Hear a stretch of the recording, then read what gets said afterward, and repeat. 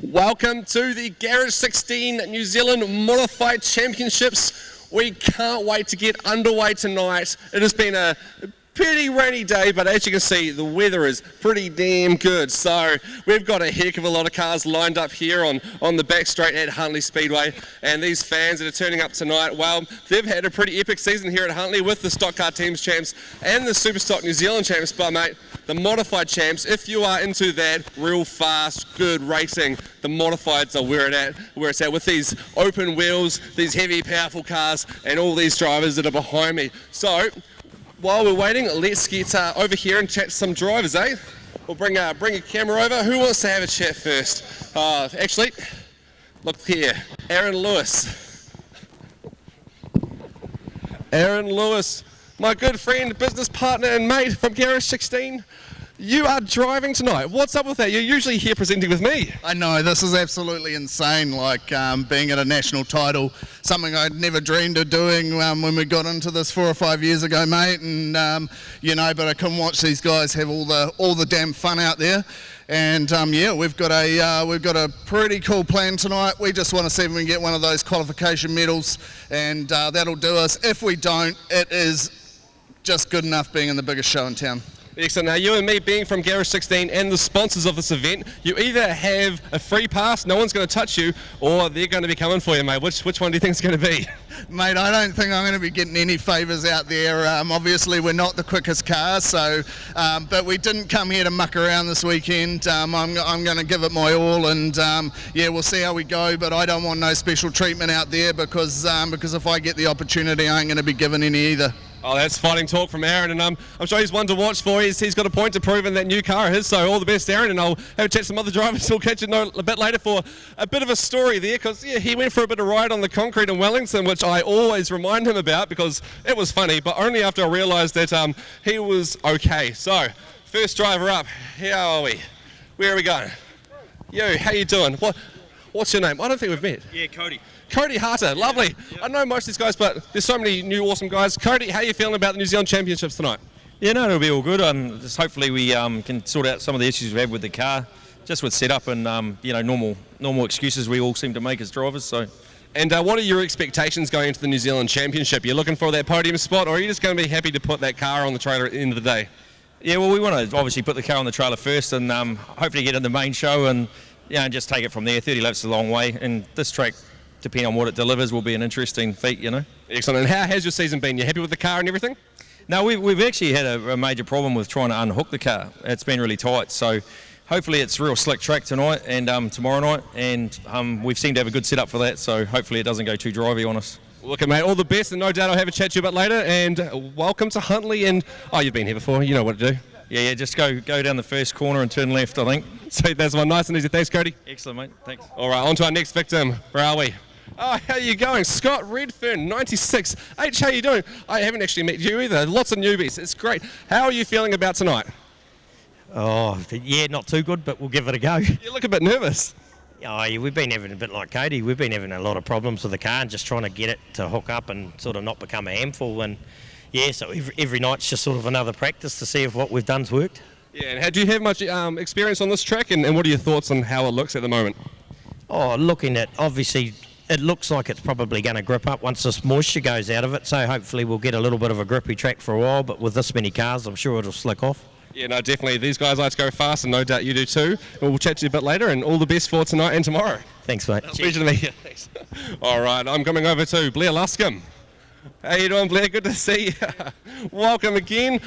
How are you doing this season? You feeling good and in a good space? Yeah, probably lacking a bit of seat time, but hey, we'll go out there, give it a shot and see what we can do. Yeah, that's right. And I think in past years with the New Zealand Champs, there's been quite an intense run up to them with a few other competitions leading up. But this one seems to be a bit of a stop-start season. How's you found this so far? Yeah, obviously the rainouts and clashes with things has made a difference, and yeah, just lacking that time in the seed, and yeah. Sweet. And what is your goal for these New Zealand Championships? You wanting to have a clean one, or what's your thoughts? Obviously the first goal tonight is to hopefully qualify, and then after that we go from there. Awesome, mate. That sounds like a good goal, Blair. No doubt we'll chat to you a bit later on, and all the best for New Zealand Champs. Thank you. Carl Hinton, I'm looking at you. 124S, Carl, how you doing? Good to see you again. How you doing? This is Carl Hinton from Taranaki, and no doubt you've seen this man before. How are things, Carl? Yeah, going good, Vince. Track's starting to dry out a bit, and we're all keen to do some racing. Sounds good, mate. And how has your season been for you so far? Oh, I've been a bit quiet, really. Had a few rainouts, as you know, but we've had 4 or 5 goes at it, and car's still in one piece so far. Excellent. Now, you're a pretty busy man with your business field talk in Taranaki there with all those tractors. And how's things in Taranaki looking for you and the modified guys? You got a pretty good field of cars there and good competition? Yeah, we've got a few. We only had 6 the other night, but we've got to get some more guys back in racing again. But no, generally we do run 10, so it's a good number. Now, you look a bit too calm for my liking. When are you going to start to... Is it when you sit in the seat that it really comes alive, or when that green flag drops? Probably when the green flag drops. All right, well, we'll have a close-up view of you when you go on the green flag, mate. All the best tonight, and we'll talk to you a bit later. Thanks, Cheers, mate. All right, now, ladies and gentlemen, I don't know if you've heard of of the next driver. If you haven't, then you obviously don't follow modifieds, because 11A, Jamie Fox, 4-time New Zealand champion. I've got your resume in my pocket too. It barely fit because it's just that huge. The achievements is longer than my arm, mate. Welcome to another New Zealand champs. Yeah, no, it's good to be here. And how are you going this season? I saw on your Facebook page you thought you might be not a favourite, but a bit more of an outsider because these young ones. But you've got the experience. You've won it so many times before, 4 times. What are your expectations for this one? Yeah, obviously this is a pretty big field, and it's a bit more of a technical track. So, hey, we're here. That's what we're here for. So we're going to give it our best shot, and I think the main thing is try and qualify good. That's the first step, and we'll take it from there. Now, if I'm correct, Huntly is quite a difficult track for modifieds. Just as you were saying, it is quite technical. Now, how do you think your experience will come into play here compared to these young ones like the 3NZ Jacob Mitchell, for example, who likes to keep his foot flat and just push everyone out of the way? What's your experience going to do for you tonight? Well, yeah, hopefully that does help. But to be fair, these young guys come through mini stocks, and they've learnt what it's taken me 30 years. They've learnt that in 5, 10 years, So, it is what it is. And, it will be hard racing, and it always is in the New Zealand title. But hopefully we'll be there at the end. Yep, no, you say these young ones are coming through and they're doing really well, and they are because they stand on the shoulders of giants, just like yourself. So you've done the massive amount for the sport. No doubt it's going to be a great night tonight. Thanks very much, Jamie Fox, and we'll talk to you a bit later on. Yeah, no, thank you. Yes, mate. A lot of cheers in the crowd for Jamie. It's awesome. Newton Gorge, don't turn away, mate. How you doing? Good to see you. Newton Gorge, 21S from Taranaki. And how are you doing this evening, and how are you feeling about the champs? Good, really good. The sun's starting to shine, and so it should be good. That's right. Nice bit of a breeze as well to help the track dry out a bit. And you're pretty familiar with this track. You've been here a few times? Yep. Yeah. I think once this year, but been here other years. Yep, definitely. Nice. And you have quite a long history. I was looking at the statistics, and you won a lot of stuff in the 80s. You are looking at firing that winning form in the 2020s, so 40 years later? That would be nice, yeah. Still keep trying, haven't given up yet. Yeah. Perfect. Awesome. I'll look forward to seeing you later on, and no doubt we'll have another chat when you win all those heats. Thanks very much. Thanks, Stu. All right, Craig Pottinger. How you doing, mate? Good to see you. Good, thank you. Oh, I should give you the microphone when you're talking. No, you're all good, mate. You're all good. So how are you feeling about tonight's championships? Pretty cruisy. Been here a couple of times before, so it'll be what it'll be. Excellent. And how have you been in the New Zealand Championships before, or is this new for you? No, I've done a couple of championships probably 10 plus years ago, but since I've been back, obviously second season, back into it after about a 10-year break. So yeah, first championship since then. And how are the nerves after maybe 10 years off? Coming back to it's probably a pretty different field, although there are still quite a few of the old awesome drivers still here. Yeah, a couple there, and then a couple of the mates' sons that are here with us, so it's pretty cool. I'm nervous. I'm fortunately one of those I don't get too nervous around it. I've been around a long time. Doesn't seem to faze me. We ran the car up here a couple of weeks ago at the Waikato Champs, so I sort of know what I've got underneath me and know what's in front of us, so it's all good. Awesome, mate. Well, all the best for tonight and tomorrow night, and like I've been saying to all these drivers, no doubt we'll have another chat to you a bit later on. Cheers, thanks, Steve. Thank you. Right. Mr. Jordan Arapiri. That's you, mate. How are you doing tonight? Good. Excellent. Now, this will be your first New Zealand champs in a while, won't it? Yeah, I think last one was back in 2011 in a modified for Brian, so yeah. How did that go? I think we'll finish up 5th or 6th overall, so yeah, for my first time, so yeah. That's pretty wicked, mate. And you're back in a modified this season. How are you? Sorry, that was just a little technical area. How are you finding the modified class this year, and how have you been performing? Oh, not too bad, eh? First season back, obviously, and it's different. Changed since last time, there's only half a dozen cars fast, but everyone's fast now and competitive, so yeah, doing okay. Just getting my head around setups and all that sort of carry on, so yeah, should be good. And obviously being from the Wellington class, that's getting a few more numbers down there, which is good to see. And you're obviously one of the new ones down there. Are you finding yourself near the top there, or how are you feeling? If I'm chasing down Joe and Blair, I must be doing okay. So yeah, feeling good. Excellent, mate. All the best tonight, and have a chat a bit later on. Cheers, man. See ya. All right, I'm going to plug myself back in just so I can hear my beautiful voice. Oh, that's better. All right, Mr. Blair McPhee now. Let's go to one of the top dogs going into this New Zealand Championships. 2NZ, Blair McPhee. Welcome to New Zealand Champs, and you've been out of the seat for a little while. Let's just talk about that straight off. What happened and how you doing? Oh, yeah, not too bad. I rode a wheel and ended up barrel rolling down the back straight at Wellington, and yeah, that's all that was done. And and then had to been dealing with concussion problems and stuff like that, but we got the all clear and we'll give it a go. So you talk about it like it was sort of a just a bit of an accident, everyday thing, but I saw it. It was pretty magnificent in the negative way. And obviously you've had a few issues in the lead up to this championship, but whereabouts are you mentally now and in terms of race form? Are you looking forward to a really good weekend here at the New Zealand Champs? Oh, definitely looking forward to have a good go at it, but I wouldn't say I was as mentally as fit as I probably should be, but we'll just take it how it comes and we'll just go from there. Now, I remember the last New Zealand Championships when you got that 2NZ. Two 2NZs in a row, actually, so I think it's time to knock one of those off and go 1NZ. What do you reckon? Oh, it'd be nice. We've been close, but just how it pans out, and we'll just take it as it comes. And it'd be nice to go another one better, but hey, everyone that's here has got a good chance of getting it. So it all comes down to luck, and that's just how it goes. Perfect. And where's Brian tonight? Your dad? Oh, he's sitting up in the corporate box, I'd say. Hi, Brian. Up there drinking beer. Oh, there he is, drinking beer and eating club sandwiches while your son's down here doing all the hard work. All good. All good. Well, all the best, Blair. It's genuinely good to see you here and very awesome. I can't wait to see you race. Thank you, mate. Yep, can't wait to give it a go. Cheers. All right, let's go over here to... Oh, let's go to Sam Lane. How you doing, Sam? Hi, good, thanks yourself. Yeah, good, thank you. Now, I understand you're the only woman here in the championship tonight. Is that correct? Yes, that is correct. And is there a target on your back, or what's your thoughts on this champs? No target at all. We're all out here racing, doing the same thing. So we just go around the circles and 10 left. Now, I have a question, which is, I find interesting, because obviously I do. But you get asked a lot, I suppose, about being one of the only female drivers in the modified class, because you are an inspiration to all the mini stock girls and a lot of the girls in the other classes as well, and showing that you can do it just as well as anyone in this class. Do you hate being asked about it? Because at the end of the day, first and foremost, you're a modified driver. You're here to win. It doesn't matter what you are. Does it get annoying? Yeah, absolutely. I just want to be seen as another driver out there. My gender doesn't change anything. I'm not better or worse than anybody because of my gender. But if I do inspire somebody to follow their dreams, then so be it. Awesome stuff. And what are your plans for the New Zealand Champs? Obviously, you've got a bit of heritage with old Brad and Scotty Lane. What's your thoughts about the weekend? Do as I'm told, basically. Keep it tidy, consistent. That's about it. Just stay out of trouble. A lot of luck comes with the New Zealand Champs, as I've seen over the years. So just have some fun.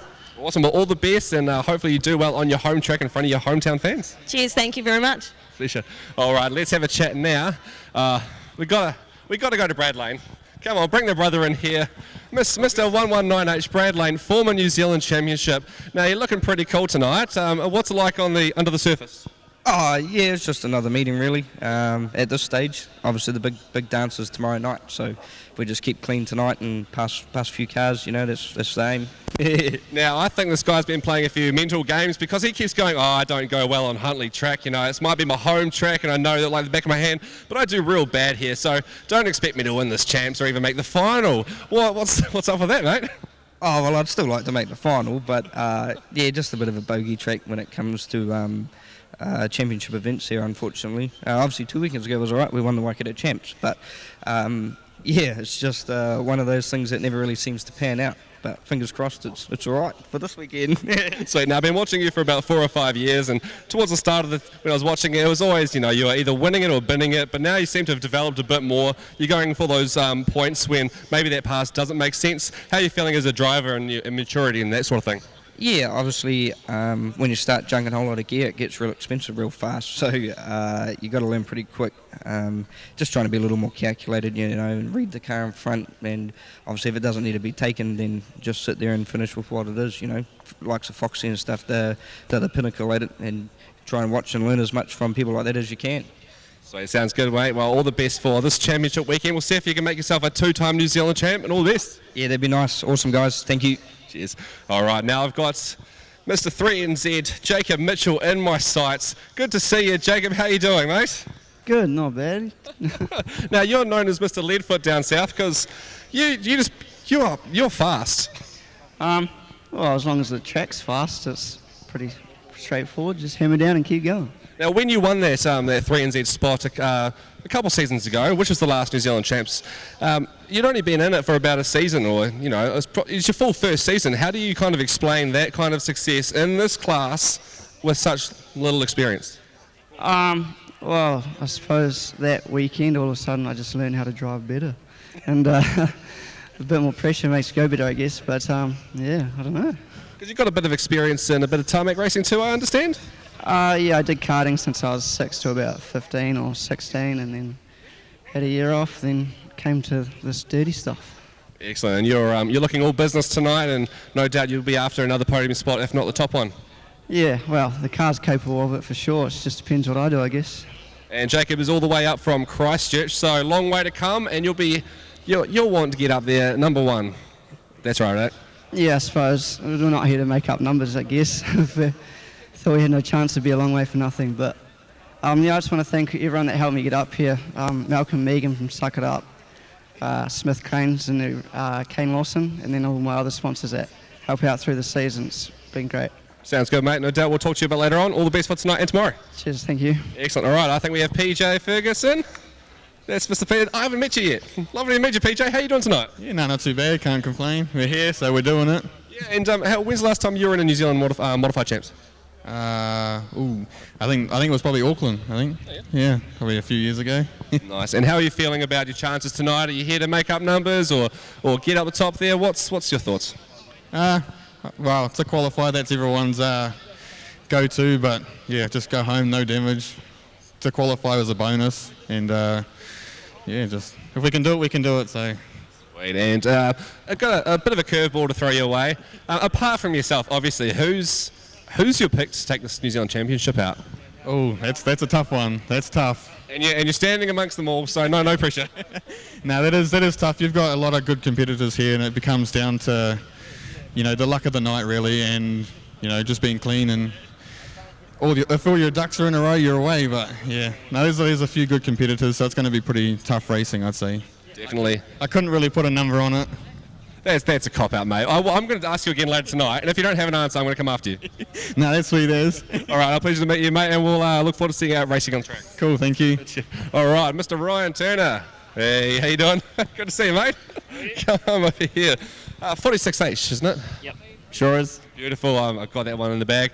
How are you feeling about the whole season in general so far this year and culminating here at the New Zealand Champs? Definitely looking forward to tonight because this is probably my favourite track and more comfortable here. So yeah, I'm looking forward to push it as hard as I can. What makes this your favourite track?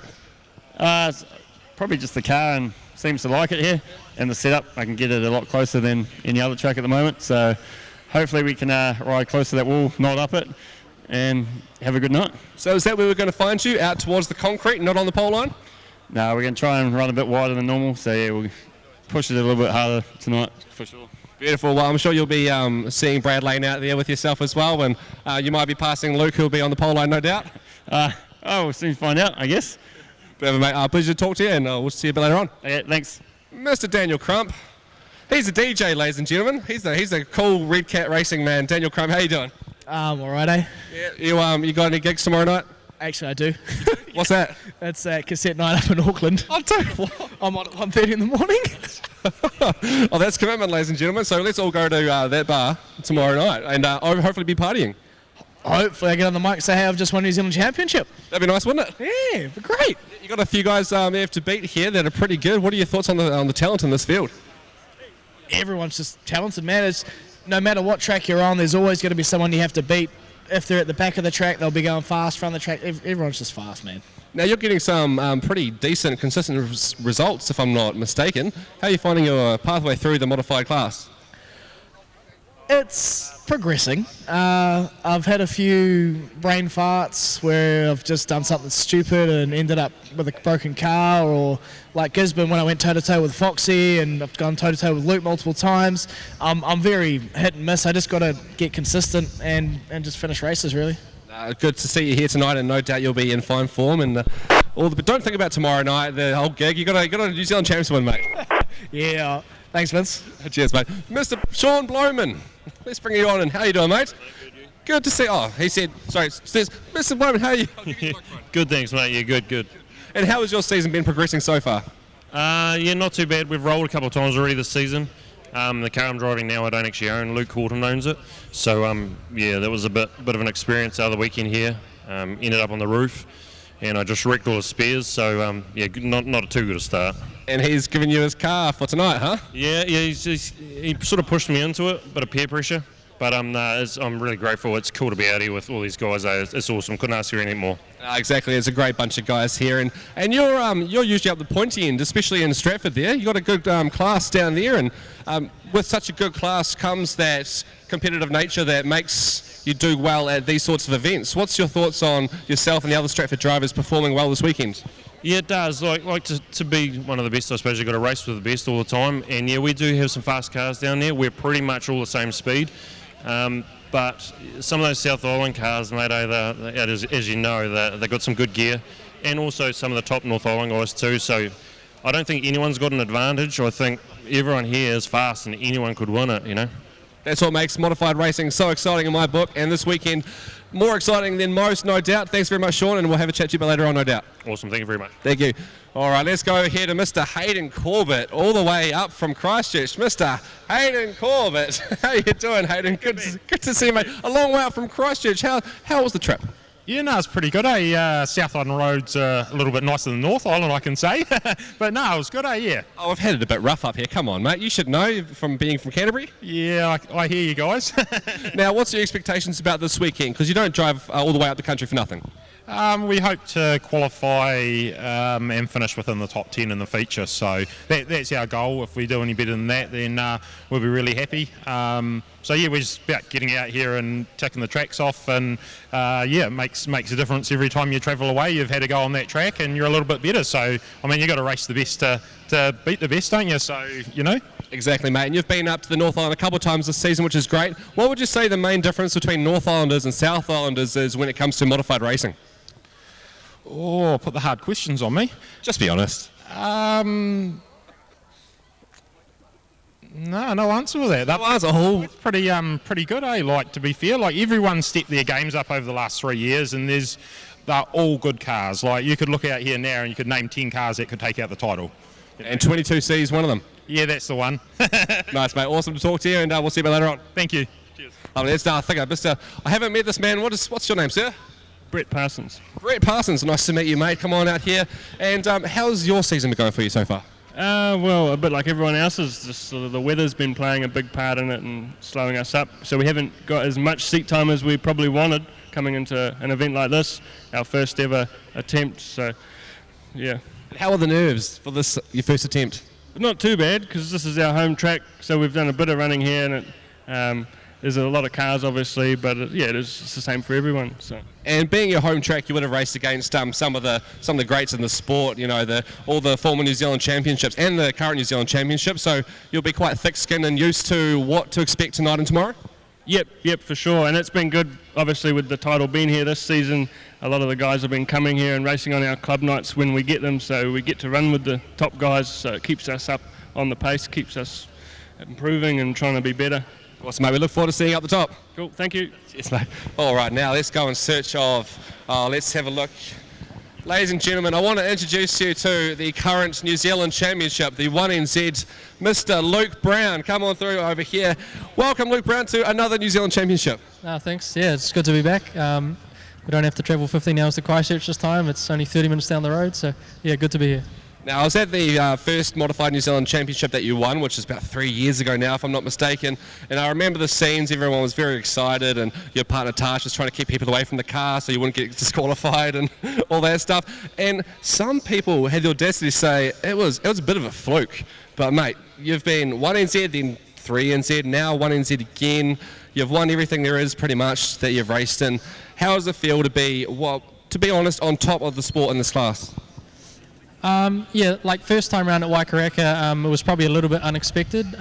We were probably not in the very top calibre of drivers that year, and a few guys got unlucky, and we just put together an awesome night and come away with it there. But kind of from there, we've just really honed in, like setup wise, and I guess just the overall package. Done a lot of things well, and obviously you have a bit of luck as well. And yeah, we've just been really enjoying it. But honestly, I'm just super proud. Like. You know, to be able to race a modified, let alone to have a number on the car, you know, going in the garage, seeing the one on the car. I'm just super proud for me, for Dad, for Tash, for the crew. It's just super special, and yeah, I'm just really proud. Now, you talk about being proud, and what is the pressure like being a defending champion? Because I see what goes in, well, I don't see actually. I see some of what goes into what makes you really successful, and it's a lot of stuff, and you've got people behind you that you love very dearly as well. So what is it like when it comes to a championship like this in terms of pressure? Yeah, I mean, I'm not one to get too flustered by that stuff. You know, you go through the motions and get the car ready and all your setup and preparations, and obviously everyone else is doing the same. You know, it comes down to the night, and you know, sometimes things don't go your way. That's how it goes. But yeah, I kind of get more excited for meetings. You know, you've done the hard work, you've done the work to the car. You know what has to be done. You know, and there's a good bunch of guys here with good gear, so it'll just be a good night, and I'm just really excited to get stuck in. Perfect, mate. Now, before I head off to another driver, I hear you have a bit of news. I haven't actually talked to you about it yet, but is that something you want to share with us?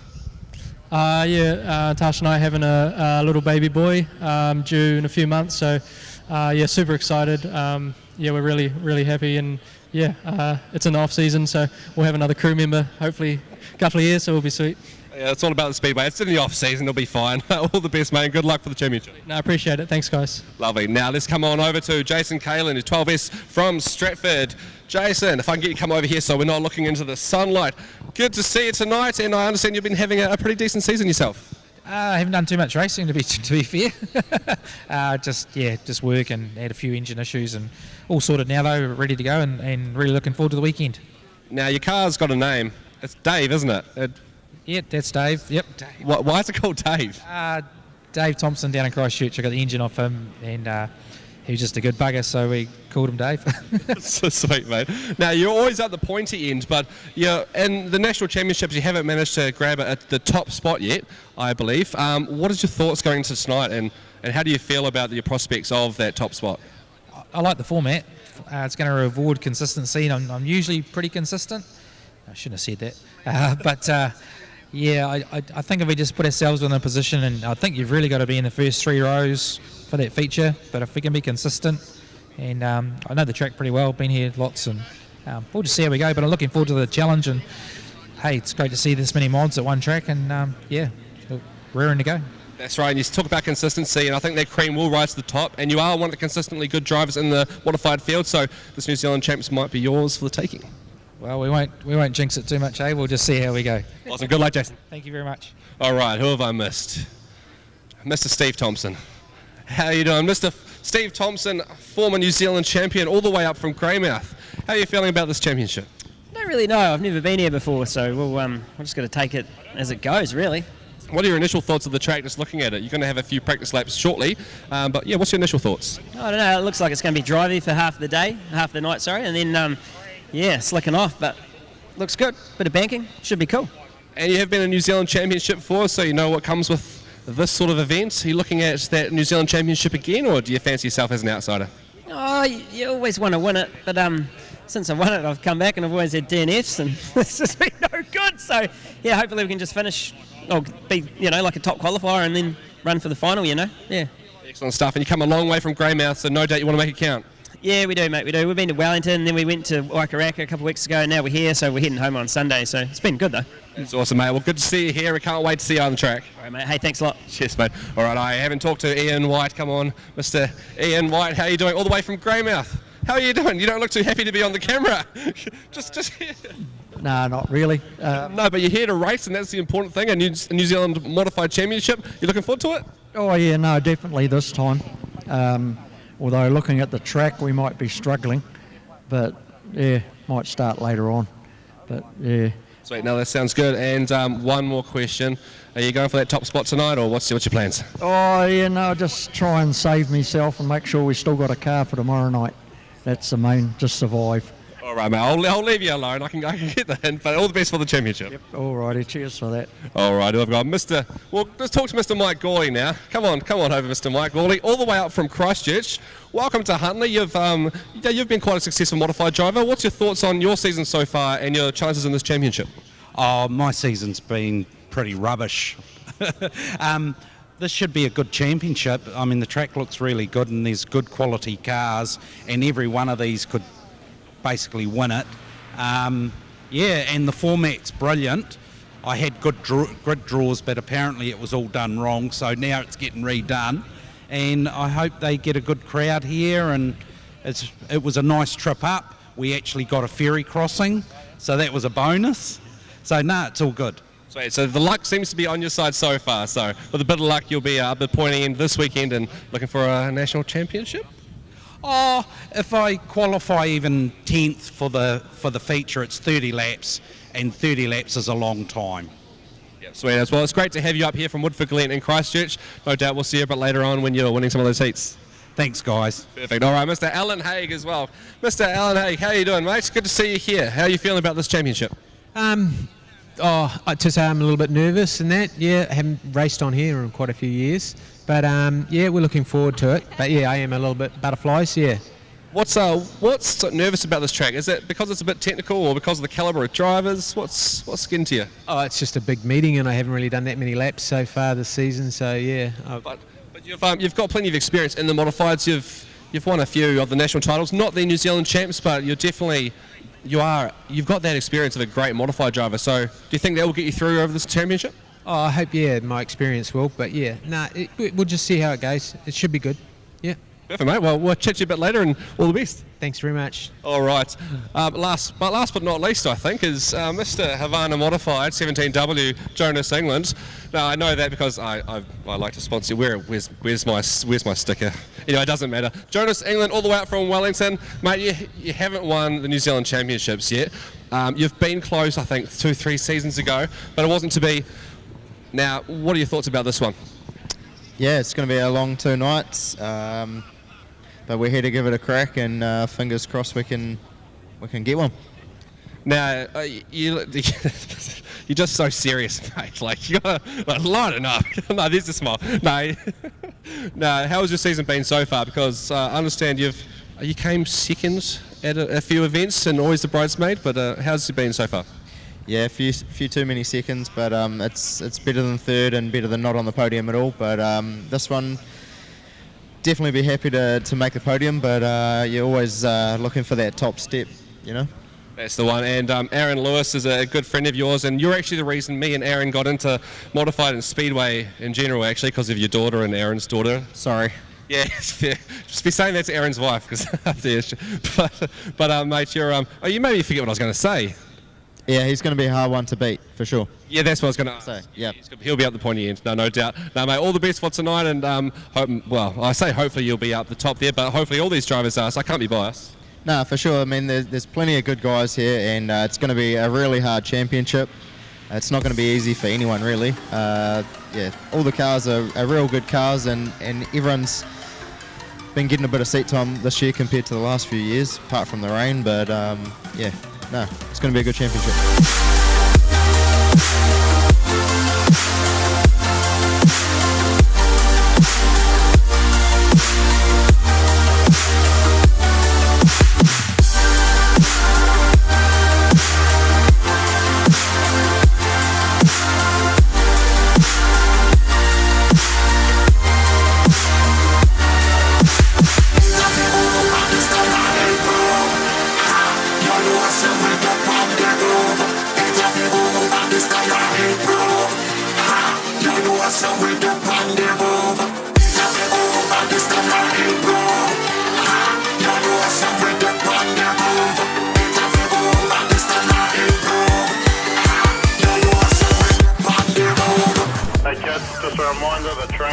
Alrighty, welcome back. As we see the mini stocks coming out for race 1 on the plan tonight.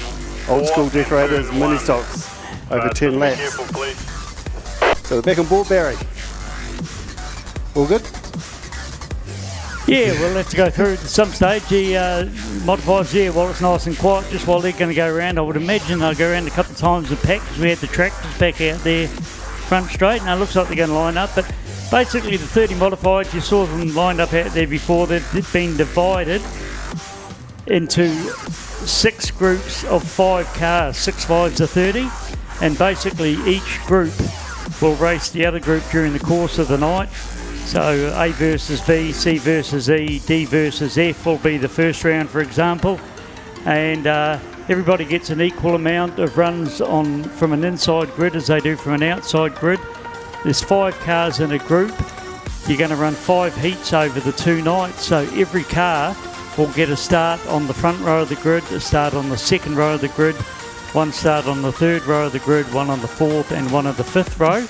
And then basically those with the highest points will be starting up the front for the 30-lap feature tomorrow night that decides it. But we'll keep an eye on that during the night. 12-lap heats. We've got the other support classes on. Modifieds out first in race 3 tonight. And the front row is 1 NZ and 2 NZ. So that's a good way to start the night for the modifieds. What a way to start. So yeah, as you're saying, we've got the mini stocks up now. So first race coming up. Looks like they're all getting ready to go. I will imagine they will do a couple of laps around to try and pack the track down a bit. As I say, we've got mini sprints, we've got the modifieds, of course, and the production saloons. So it's going to be a big night here tonight. As I was saying before, just a reminder that there is no smoking and no vaping on venue. And just a shout out to our sponsors. Obviously, we've got Garage16 main sponsors for the night, but we've got the guys up there from Outback 4x4, Porter Hire. Great to have all you guys here, Maiden Metal, Hamilton Windscreens. So just having a look around the track, we really appreciate the support from these guys. And obviously we can't do it without them. But looking at the mini stocks, I'll run through the names of the guys we've got here at the moment. So looking at Regan Lachimene, car number 5H. 19 is Hayden Tidd. We've got Jade Van Brughoven in car number 24. 25 is Jack Harrison. Cohen Kendall, car number 26. 29 is Blake Lockett. Jamie Burley in car number 33. 35 is Reese Fraser. Chloe Burley in car number 41. CJ Attenborough. A lot of known names here in mini stocks. Car number 43, CJ Attenborough. Logan Barker, 44. 46 is Noah Britton. And just looking out there, we've got Maddie Putt, car number 57. Race Nielsen in 69. Reese Jones. Chloe Pax in 75. 84 is Preston Wade. And Casey Wade in car number 85. So sibling rivalry there. Jake Hancock in car number 98, and of course 291 is Lulu Russell. So just a reminder that these guys and girls are 12 to 16 year olds, so yet to be allowed to drive on the road, but already racing these cars around the track. Built on, what are they, little Toyota Corollas and, 120Ys, isn't it, Barry, do you know? Yeah, I think it was they were Datsuns back then, weren't they? Back in the day, yeah. Nissans now and Toyotas, yeah. Donor parts are getting scarce, obviously, so one day Speedway New Zealand are going to have to come up with some other donor cars in that as well. Another class in there? Yeah, I can imagine old Toyota Corollas and that would go for a fairly good price these days, just for parts for mini stocks. Exactly, so if you're driving one of those on the street and you're wondering why you can't find parts, you're welcome. Yeah. You're watching them. Yeah, exactly. But so as I say, 12 to 16 year old, it's standard Toyota and Datsun engine and front end suspension and drivetrain. So just like we're driving there, but we're racing, we're actually straight into it, so it's going to be real slippery for them. Some of them straight into the wall and straight round backwards. And, exactly. This will be a very quick introduction for them into the real slippery track. Yeah, there's quite a heap of them down there in turn 1. That a couple of them got L stickers on the back, and they obviously hadn't learned where to brake pedal as yet, because they just used the car in front of them that was backwards for a brake. Exactly. We've got car number 43, CJ Attenborough, parked up backwards on the track, but coming off into the infields. Have gone red. It is a non-contact sport, non-contact class. So obviously if there are any incidents or mishaps, we do stop the racing to make sure they're all okay and just give them time to get into the infield. But CJ's just making his way into the infield, so we'll get racing back underway. So for the race 1, Old School Decorators mini stocks, over 10 laps. We're green, we're racing back into it. Try and get a lap down now. Yeah, see the 291 halfway down the back straight hasn't refired, so I imagine we'll be going red again very shortly. Yep, we have. So Lulu Russell couldn't get the car going again. From my point of view, I'm looking down there and I can only just see the helmet peering over the screen. Yeah. God, I wish they had these things when I was young. Oh, it would have been fantastic. Yeah. Yeah. 1922. Yes. No, it's a little bit before my time, but not much. I don't think they would have had rollers and 120Ys back then. No, we had trolleys. We had trolley championships made out of apple crates. Clay track into a black track quite quickly. Very quickly, yep. And the tyres on these things and the horsepower they put out are more than what the super stocks are. So exactly. So as you say, even though there's only 10 cars on the track at the time for the heats, it's going to dry out real quick. But we're back underway. We're green again. 57 taking the longest way down the front straight. Matty Putt sideways from lock to lock. But get these cars underway again. 75. Go Pax just going sideways off the track on the start-finish line. Spins it around. So we're underway. 2 laps down. Coming round is going to be the end of the 3rd lap. There'll be 7 to go. So it is a 10-lap race. It's good to see they're finally underway and going for it. But we're looking at this stage, it's car number 46 of Noah Britton out in front. Casey Wade, 85, is your second place car. But of course the 46 just coming around the turn 1, turn 2 onto the back straight now, flying down the outside, making great gains all the way down there. Let's see if he manages to hold it through the corner. It's going a bit wide.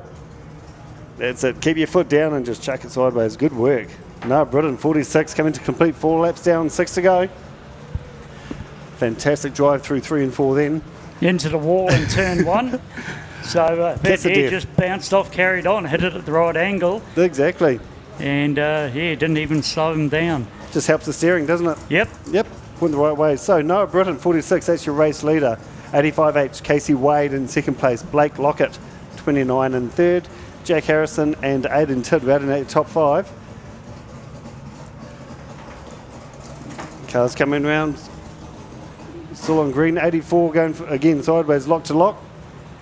That's Preston Wade, getting used to the slippery surface. A lot of them would have been on a track this slippery before, so it's good learning for them. But Noah's showing us how it's done at the moment. 46H out in front. 6 laps down, 4 to go. Coming in sideways into turn 1 and 2. Get it sideways and just pin it to the floor all the way around. Noah Britton, Casey Wade second place, Blake Lockett in third. Harrison and Tidd in your top 5. Can hear the big cars behind us getting ready to come out soon, but we've got mini sprints up next. Challenge on at the moment with car number 98, putting the pressure on 33, so that's Jake Hancock putting the pressure on to Jamie Burley. Coming down the front straight and a little bit wide into turn 1. As they say, 7 laps down, 3 to go. Noah Britton, car number 46. Just watching the cars down the front straight, they're still drifting side to side. A lot of the kids out there struggling with traction and trying to keep the car straight. But Noah's showing us how it's done. Yeah, well, he's going around at the moment in 26.7 seconds, and everybody else is in the 28s, 29s. Exactly. So no wonder he's got such a big lead in the 46. Could have been because he's keeping wide and just running around the wall. Well, you're not supposed to use the wall to advantage, but no. I mean, if you just glance off it every now and then, this will be interesting. There we go. He's trying to do that and head out to the wall with 2 other cars outside, and so that didn't work out too well. No, gone wide onto the inside. Undertaking number 5 on the inside, so a little bit of lap traffic now, but he's got the white flag out, so he's coming around to take the checker flag this time around through 3 and 4. Onto the front straight and onto the gas to take the checker flag, and he is done and dusted. 46H, Noah Britton, first place. Casey Wade still to come through. Yeah, huge lead to Noah Britton. It is, isn't it? Mind you, the cars are so dirty, I can't actually tell where they are. But here comes Casey now. So Casey Wade in second place. Big gap there. And then, of course, we've got Blake Lockett in third place. Fourth place, Jack Harrison. Hayden Till in fifth. Jake Hancock in sixth. And Chloe Burley seventh. Cohen Kendall, Regan Leshimine, Preston Wade rounding out your top 10. Then, of course, Fraser Burley, Vroomhoven, Pax, Putt, Nelson, Edinburgh, and Lulu Russell rounding out the field. So that's how it's going to be for the first race of the night, the Garage 16 Modified New Zealand Championship.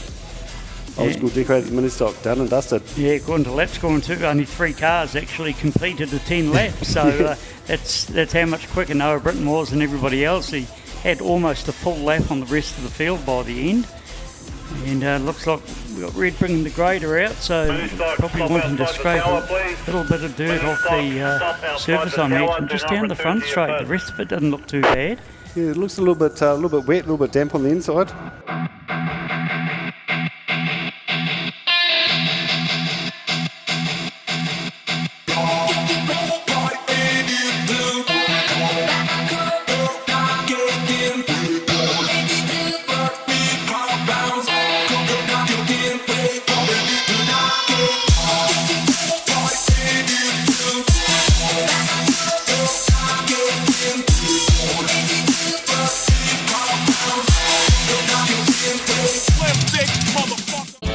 The St. Nicholas is a familiar sight around Bluff as she steams out to capture Can-Do Fishing's famous Bluff Kinner. Once caught, the Kinner is brought back to the purpose-built factory in Bluff where it is processed, packed and shipped fresh to you. But that's not all that Can-Do Fishing can do for you. Try some of their green-boned fish or delicious power products and you will soon see why seafood from the Bluff is world famous. So head to your local fish market or supermarket and ask for Can-Do Fishing Kinner, fish or power. Can-Do Fishing, there's nothing we can't do for you. It doesn't matter how hard the job is, we suck it up and get it done. No matter how dirty our hands have to get, we suck it up and get it done. Suck it up, suck it up, suck it up. Out for suck's sake, suck it up, suck it up, suck it up. Out for suck's sake, suck it up. Suck it up and get it done with suckitup.co.nz. Not sure if that's a vacant place on the third back. Oh no, he's jumping up into it. Lights are out. Just had to speed up a bit, Grids closing the 1 and 2, gaps. stay side by side. Wait for the green. Lights are out, looking better this time in the hands of the starter. And hold your speed. Heat 1, OST mini Waiting for the sprints. lights. 12 laps. We are green, we are racing. 38 straight into it. Donald Kurgan. Straight on the gas and they're out of it. Daylight between him and second and third place, but they're catching. Coming round through turn 3 and 4 down the front straight. First lap down, we're looking at Donald Kurgan, 38S in first place. Ben Vaughan, 57p in second. Nathan Jeffries, 8p in third. And then quite a big gap back to Cody Ogle in 13S in fourth place. The 81 and 99 of Glenn McCutcheon and Brad McDonald just having a wheel touch coming out of turn 4, but nothing major. Survived all through, but at the moment it's all about Donald Kurgan. 3 laps down, 9 to go, 38S. Quite comfortable out front. Back to the McDonald's car of Ben Vaughan, 57p in second place. The chase is on for first, second and third. Kurgan, Vaughan, Jeffries. Then back to Ogle and McCutcheon for fourth and fifth, having their own battle, and then further down the pack, where the action is at the moment, still going 2 wide into turn 1 and 2. McDonald's, Barnes, Smith, Nickel, Heron, Noonan and Gribben. But up at the pointy end of it, no change at the moment. 6 laps down, 6 to go, midway through the race. Top 3 still holding, Kurgan, Vaughan, Jeffries, Ogle, McCutcheon, and your top 5.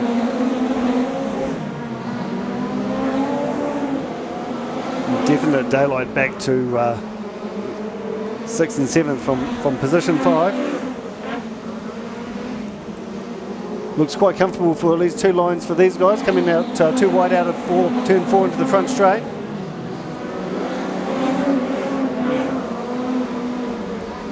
Daniel Nicol in 2 and Z, currently in 6th place, but quite comfortable running wide or running tight, so obviously he's happy with what he's seen in the track, but we're 8 laps down, 4 to go.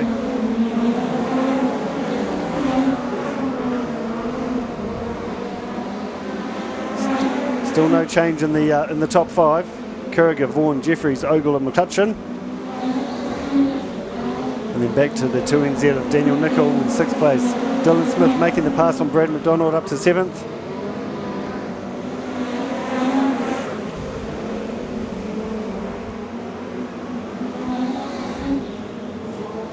Ben Vaughan making the pass on Donald Kurriger, taking the lead. White flag out, 1 to go. Nathan Jeffries now up in front, Ben Vaughan in 2nd place, Donald Kurriger in 3rd. Yeah, Kurriger's wiped out. Yeah, spun out, sorry, missed that over on turn 1. Yeah, tried to go up the inside of Ben Vaughan, and actually looks like Vaughan's got a flat left rear tyre now, so Kurriger tried to go up the inside to get the place back. Yep. And yeah, spun it up and cut the left rear tyre down on Ben Vaughan at the same time. Yeah, that's not good for him for Ben to finish up on that. Let's hope he can manage to hold it for a couple more laps. Well, I said keep an eye on the 1NZ, 2NZ and 3NZ. They haven't done very much, have they? They haven't done much, no. Commentator's kiss of death there, I think it might have been. Certainly was on those, so first couple of cars just cleared out, but yeah, Ben Vaughan pulling to the infield, so Kurriger's being restarted, but I imagine he'll be restarting from the back. He will be, yep. Yep.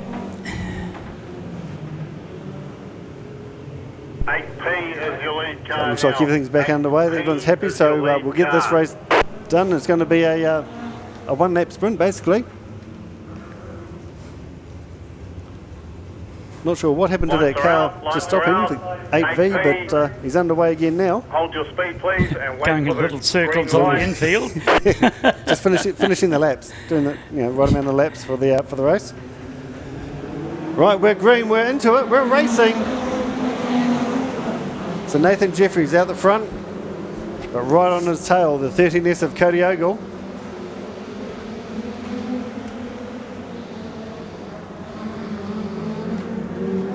So white flag out, 1 to go.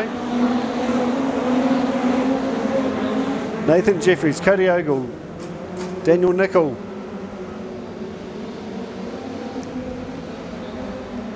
Coming around this time, going to be taking the checkered flag. That's it, heat 1, race 2 for the OST mini sprints. Nathan Jeffries, 8P in 1st place. Cody Ogle, 13S in 2nd. Daniel Nicol, 2NZ in 3rd. Dylan Smith, 3NZ 4th. Brad McDonald, 99V in 5th. 6th place was Gemma Barnes, 92V. 1NZ Elliot Heron in 7th. 8th place was Glenn McCutcheon, 81P. 38S of Donald Kurriger in 9th. And Jonathan Noonan, 10S, running out the top 10. So that's how we're going to have it. And basically the other two just retiring and not finishing up. So unfortunate for those guys. But that's how it's going to be for the mini sprints. As you were saying, Barry, up next we're into the first race of the Garage 16 Modified New Zealand Champs, Group A versus Group B. Now, if you do want some Garage 16 merchandise, if you head up to turn 3, you'll see the guys waving their hands at the moment. They've got lots of Garage 16 hoodies and caps and merchandise. If you want to get your hands on some of those, some great looking merchandise up there. So wander over to turn 3, over by the burger bar, and you'll see the table out the front there and selling some great merchandise. So get your hands on those if in between racing when you can. They need to get some of those things you see outside the car sales places, the way they're waving their arms around now. Yeah, those big wavy things. Yeah. We could just send Alicia over there. She could just stand there and wave her hands. for the next 4 hours. Yeah, exactly. Yeah, for quite a long time there, Stratford certainly was dominating. We've got the cars coming out for Heat 1 now, so the grid will be Grid 1, 1NZ, Luke Brown, Grid 2, 2NZ, Blair McPhee, Grid 3, 4C, Mike Gourlay, and Grid 4, 13C, Ewan Nicol. Grid 5, 12S. Is that Jason Kailyn? Jason Kailyn, yep. 21S, Newton Gorge on Grid 6. Grid 7, the 16W of Lewis, and 69H, Brett Parsons on Grid 8. 9 is Scotty Lane, the top local chance here, I think. Sam Lane. Oh, that's Samantha Lane, sorry, that's her, the 199, not Yep. the 119. And 124S Is of Carl Hinton. So that's 10 cars for Heat 1. There'll be 10 in each one until we start losing a few. Hopefully we don't. Great to see Newton Gorge out there in his prime age that he is. I must admit, I always love seeing him get out on the track because he's got let's say a few years on probably both of us put together. Oh, I would think so, yeah. So no, it's great seeing him out there though. So that's how it's going to line up for Heat 1. Groups A versus B, the Garage 16 New Zealand modified New Zealand champs. And I think both got a 2NZ in it from memory. It's certainly a 2 or a 3.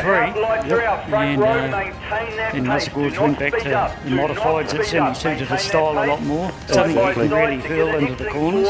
Lights are out, lines on turn 4, so we're going to be racing this time. In the hands of the starter. We are racing, we agree. Straight on the gas, both cars going wide into turn 1. In fact, all cars going quite wide, a little bit of contact through there.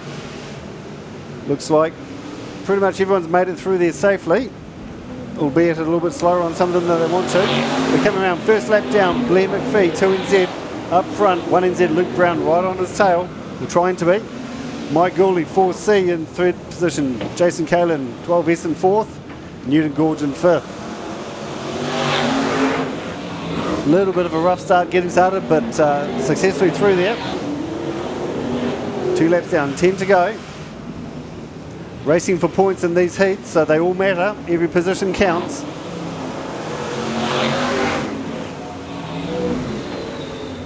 So 2NZ, 1NZ, 4C in your top 3. They haven't changed, but they're just about, no, a little bit of lap traffic coming into play already. 2NZ, Blair McPhee makes it past the 16W of Aaron Lewis. Aaron's obviously had some sort of issues and problems. He's just circulating around, so... Yeah, there was a bit of contact with the 13C on the first corner, and the 13C pulled midfield straight after that. Yep, obviously Evan Nichols suffered the worst part of that, but Aaron Lewis managing to circulate still. But at the pointy end, 5 laps down, 7 to go, still looking the same order of Blair McPhee, Luke Brown, Mike Gooley, Jason Kailyn, Newton Gorge in your top 5. Trying to get that wide line for them. Newton Gorge making the pass on Jason Kailyn.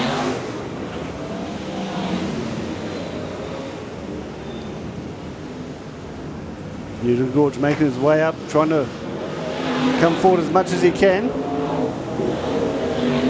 Now starting to put the pressure on the 4C of Mike Gooley. But Mike pulling way down the back straight.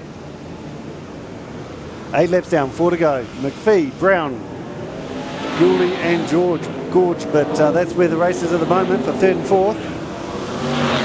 Newton Gorge having a peek up the inside, not quite close enough to make it work now. 2.5 laps to go. Is he going to be able to catch him and make the pass?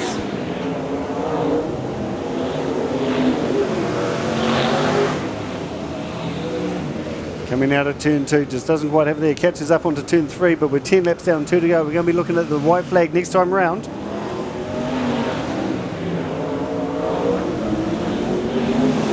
White flag out, 1 to go. 2NZ, Blair McPhee up in front. 1NZ, Luke Brown in 2nd place. Daylight back to the 3rd and 4th.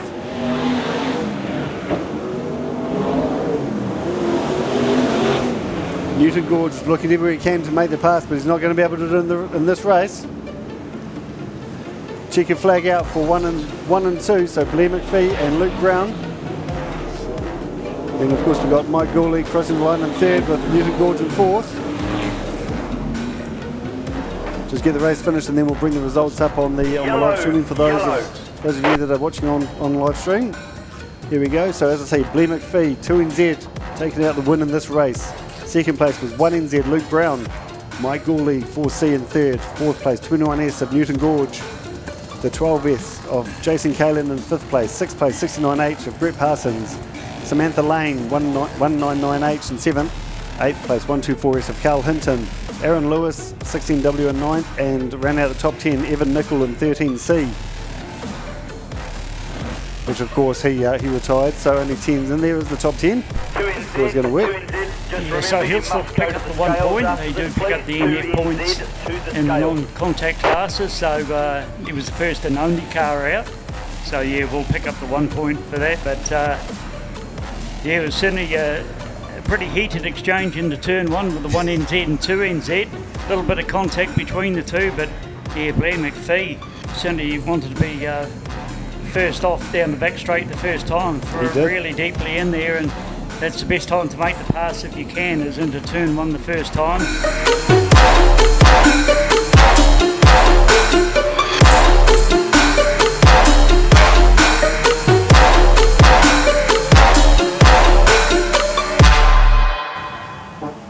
Peter Craddock, car number 63. We are racing, we go. 3 wide straight off over the start finish line, and of course one of them shooting straight into the infield now, but these guys are going to run 2 or 3 wide. They're not afraid to. They'll run wide, they'll run tight. Wherever they need to be, they'll be. So we've got the 14R of Wayne Warrender out there. We've got Stephen Heyman, local boy 99H. But coming around for the first lap, Trinity Short's taking it. She's up the front. Tyler Wright, 33H in second place. Peter Craddock, 63R in third. And of course Charlotte Martin down in fourth place. Wayne Warrender parked up just on the entrance into turn 3, just off the track, so he's probably okay there, but not good news for Wayne, parking up on in the first lap of the first race. And let's hope he can get that car sorted and have him back out in the next time round. But we're still looking at Trinity Short up front, Tyler Wright in second place, Peter Craddock, Charlotte Martin, Chelsea Elmers and Mark Levin in your top cars up the front. 3 laps down, 9 to go. Wayne's definitely parked up there. He's not going to get that fight again. 92 of Liz Courtney, just a bit of contact coming out of turn 4. Bit of a touch into the wall. Obviously got issues there because she's running tight, running high around the track, just circulating. So Liz Courtney, car number 92R, coming round through turn 2 now.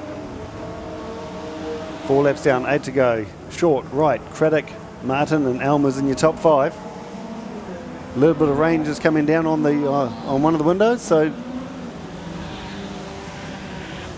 I knew there was going to be a little shower coming between 7 and 8, so it's a little bit late, but hopefully it won't give us any grief.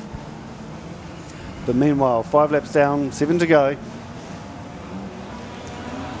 These guys won't mind, they'll just chuck the car sideways into it, front wheel drive or rear wheel drive, they're having a ball.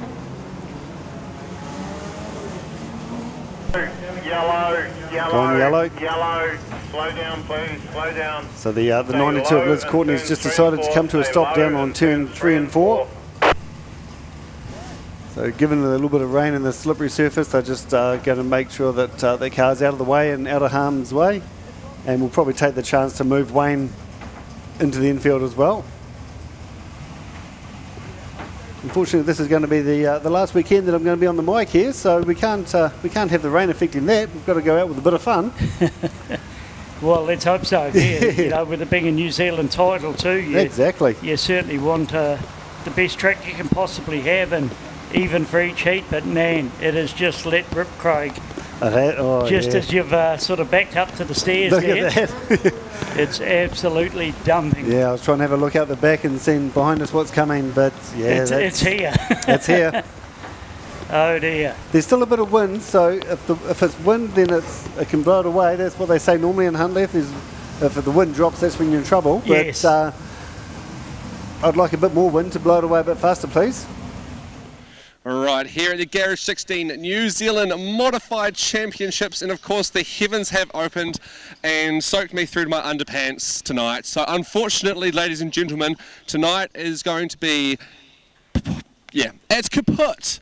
But tomorrow we are starting at 5 p.m. and they plan on running all the races as they would have over the 2 days tomorrow night in one evening. So tomorrow night is going to be absolutely epic for these modified drivers. Not for them, but for the fans and everyone watching, which is all that really counts, isn't it, guys? So we will see you tomorrow evening. What's going to happen tonight is we're just going to continue that meeting. So that heat is going to stand, and then we're just going to continue through for the rest of the evening tonight. So heaps of racing for everyone who's watching, and it's going to be excellent stuff. So we've got some drivers here again. I'm going to have a quick talk to each one of them. I know some of them have got a bit of work to do on their cars, which are out here on the field. So we'll make this nice and quick and sweet and get back into the racing. But before I do, I'll get my my business partner and best mate Aaron from Garage16 here as well. Aaron. Oh, he's just on his phone. He's always doing business. Aaron, you were one of the lucky ones who got out last night for the race. Now, your car looks not well set up, but how are you feeling in terms of the whole championship and what's tonight going to be like? Oh, look, mate, it's going to be much better for a slightly more inexperienced driver like me tonight. Last night, that car was she was all over the place a little bit, but that's okay. We know where we're at. And yeah, we're just looking forward to getting out there tonight. We've got some good grids, and we'll give it our best. Excellent stuff. All right, I'm going to come over to Alan Haig, nice and quickly.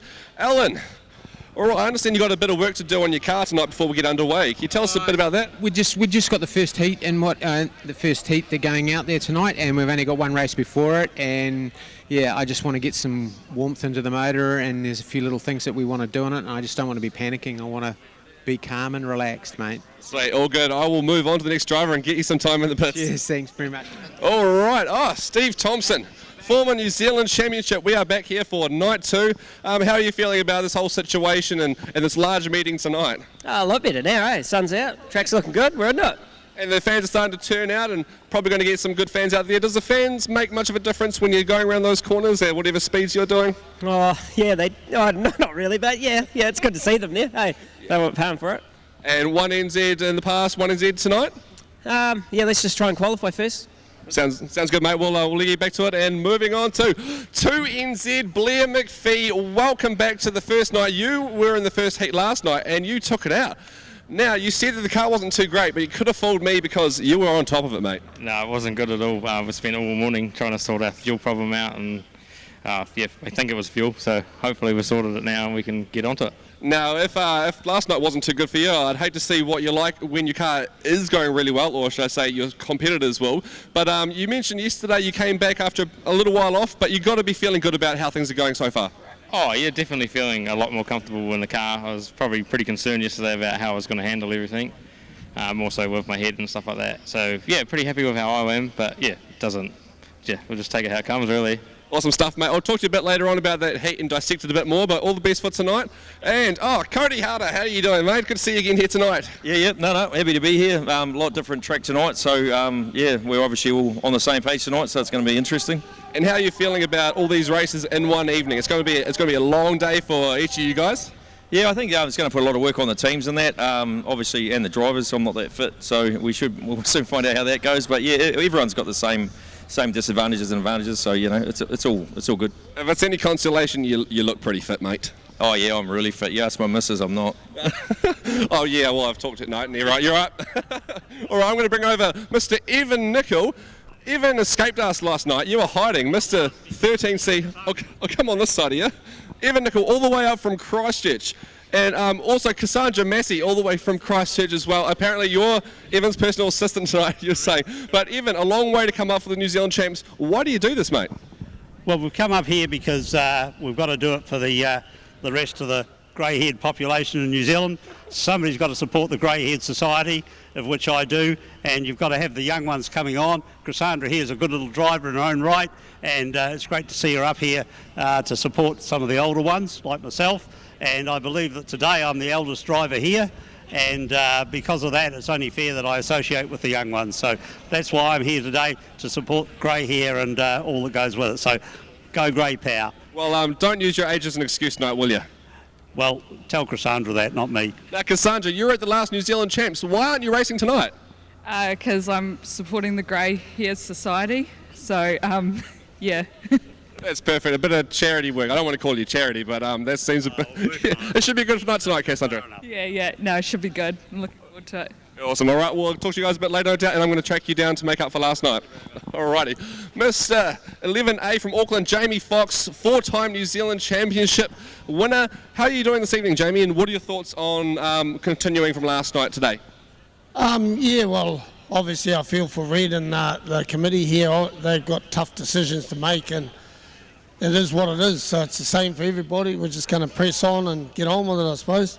I suppose if as much experience as you have, you can take most scenarios that are thrown at you. So tonight, looking a bit better on the track, and what's your thoughts on your performance tonight?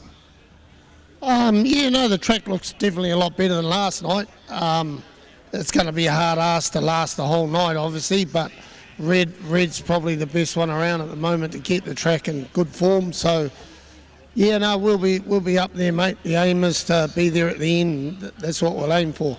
No doubt you'll be there, mate. Good to chat to you, and we'll talk to you once you win some of those heats. Yep, thanks, eh? Alrighty, Mr. Hayden Corbett, all the way from Christchurch. Another one from Christchurch. Good to see you, mate. Now, I asked you last night what's the difference between North Island and South Island drivers, and you said to me you did have an answer, but you didn't want to say it. Do you want to say it now? No, I'd rather not comment on that one still, thank you. No, good. There's a long way to come. You'll be pleased that tonight we're going to be able to get through the whole championship, so it's going to be a good evening, especially with the long trip up from Christchurch. Yeah, I'm really happy that we're still getting the 5 races plus the feature in. It's a long way to come, and it's a good bit of racing, and every bit we get to race against each other here just makes everyone a better driver, so really looking forward to it. Thanks very much, Hayden. We'll no doubt catch up with you shortly afterwards. Thank you. Excellent. All right, I'm going to bring Sam Lane in here now. How are you doing, Sam? Good, thank you. Excellent. Perfect weather for today. Last night was a bit of a flop, but I understand you did get on the track. And how did you find that, and what's your ideas on the continuation of the championship tonight? The track is going to be completely different tonight to what it was last night. Obviously, we had a lot of rain throughout the day yesterday, which I rather enjoyed the track. It was hard to control and see what the other cars were doing, but I enjoyed it. Yeah. Excellent stuff. And this is your home track, but it is quite a difficult one for the modifieds, given how narrow it is in places. What are your thoughts on the advantage for the likes of yourself and your brother Brad? Well, this is Brad's bogey track, so he never really does too well here, unfortunately, but he has improved a lot this season already. And for myself, I'm still learning, but as you can't really control the track conditions, so we just kind of go with it and drive to the best we can. Excellent. Since it's Brad Lane's bogey track, I expect you to beat him tonight, right? Okay, sounds good. Sounds good. We'll talk to you later. Thank you. All right, Mr. Ricky Dykstra. Now, I didn't see you last night out in the infield. You were hiding from me. Oh, yeah, just sneaking around, eh? And what are your thoughts on tonight's track and the championship in this one-night format, almost one-night format? No, it's going to be good.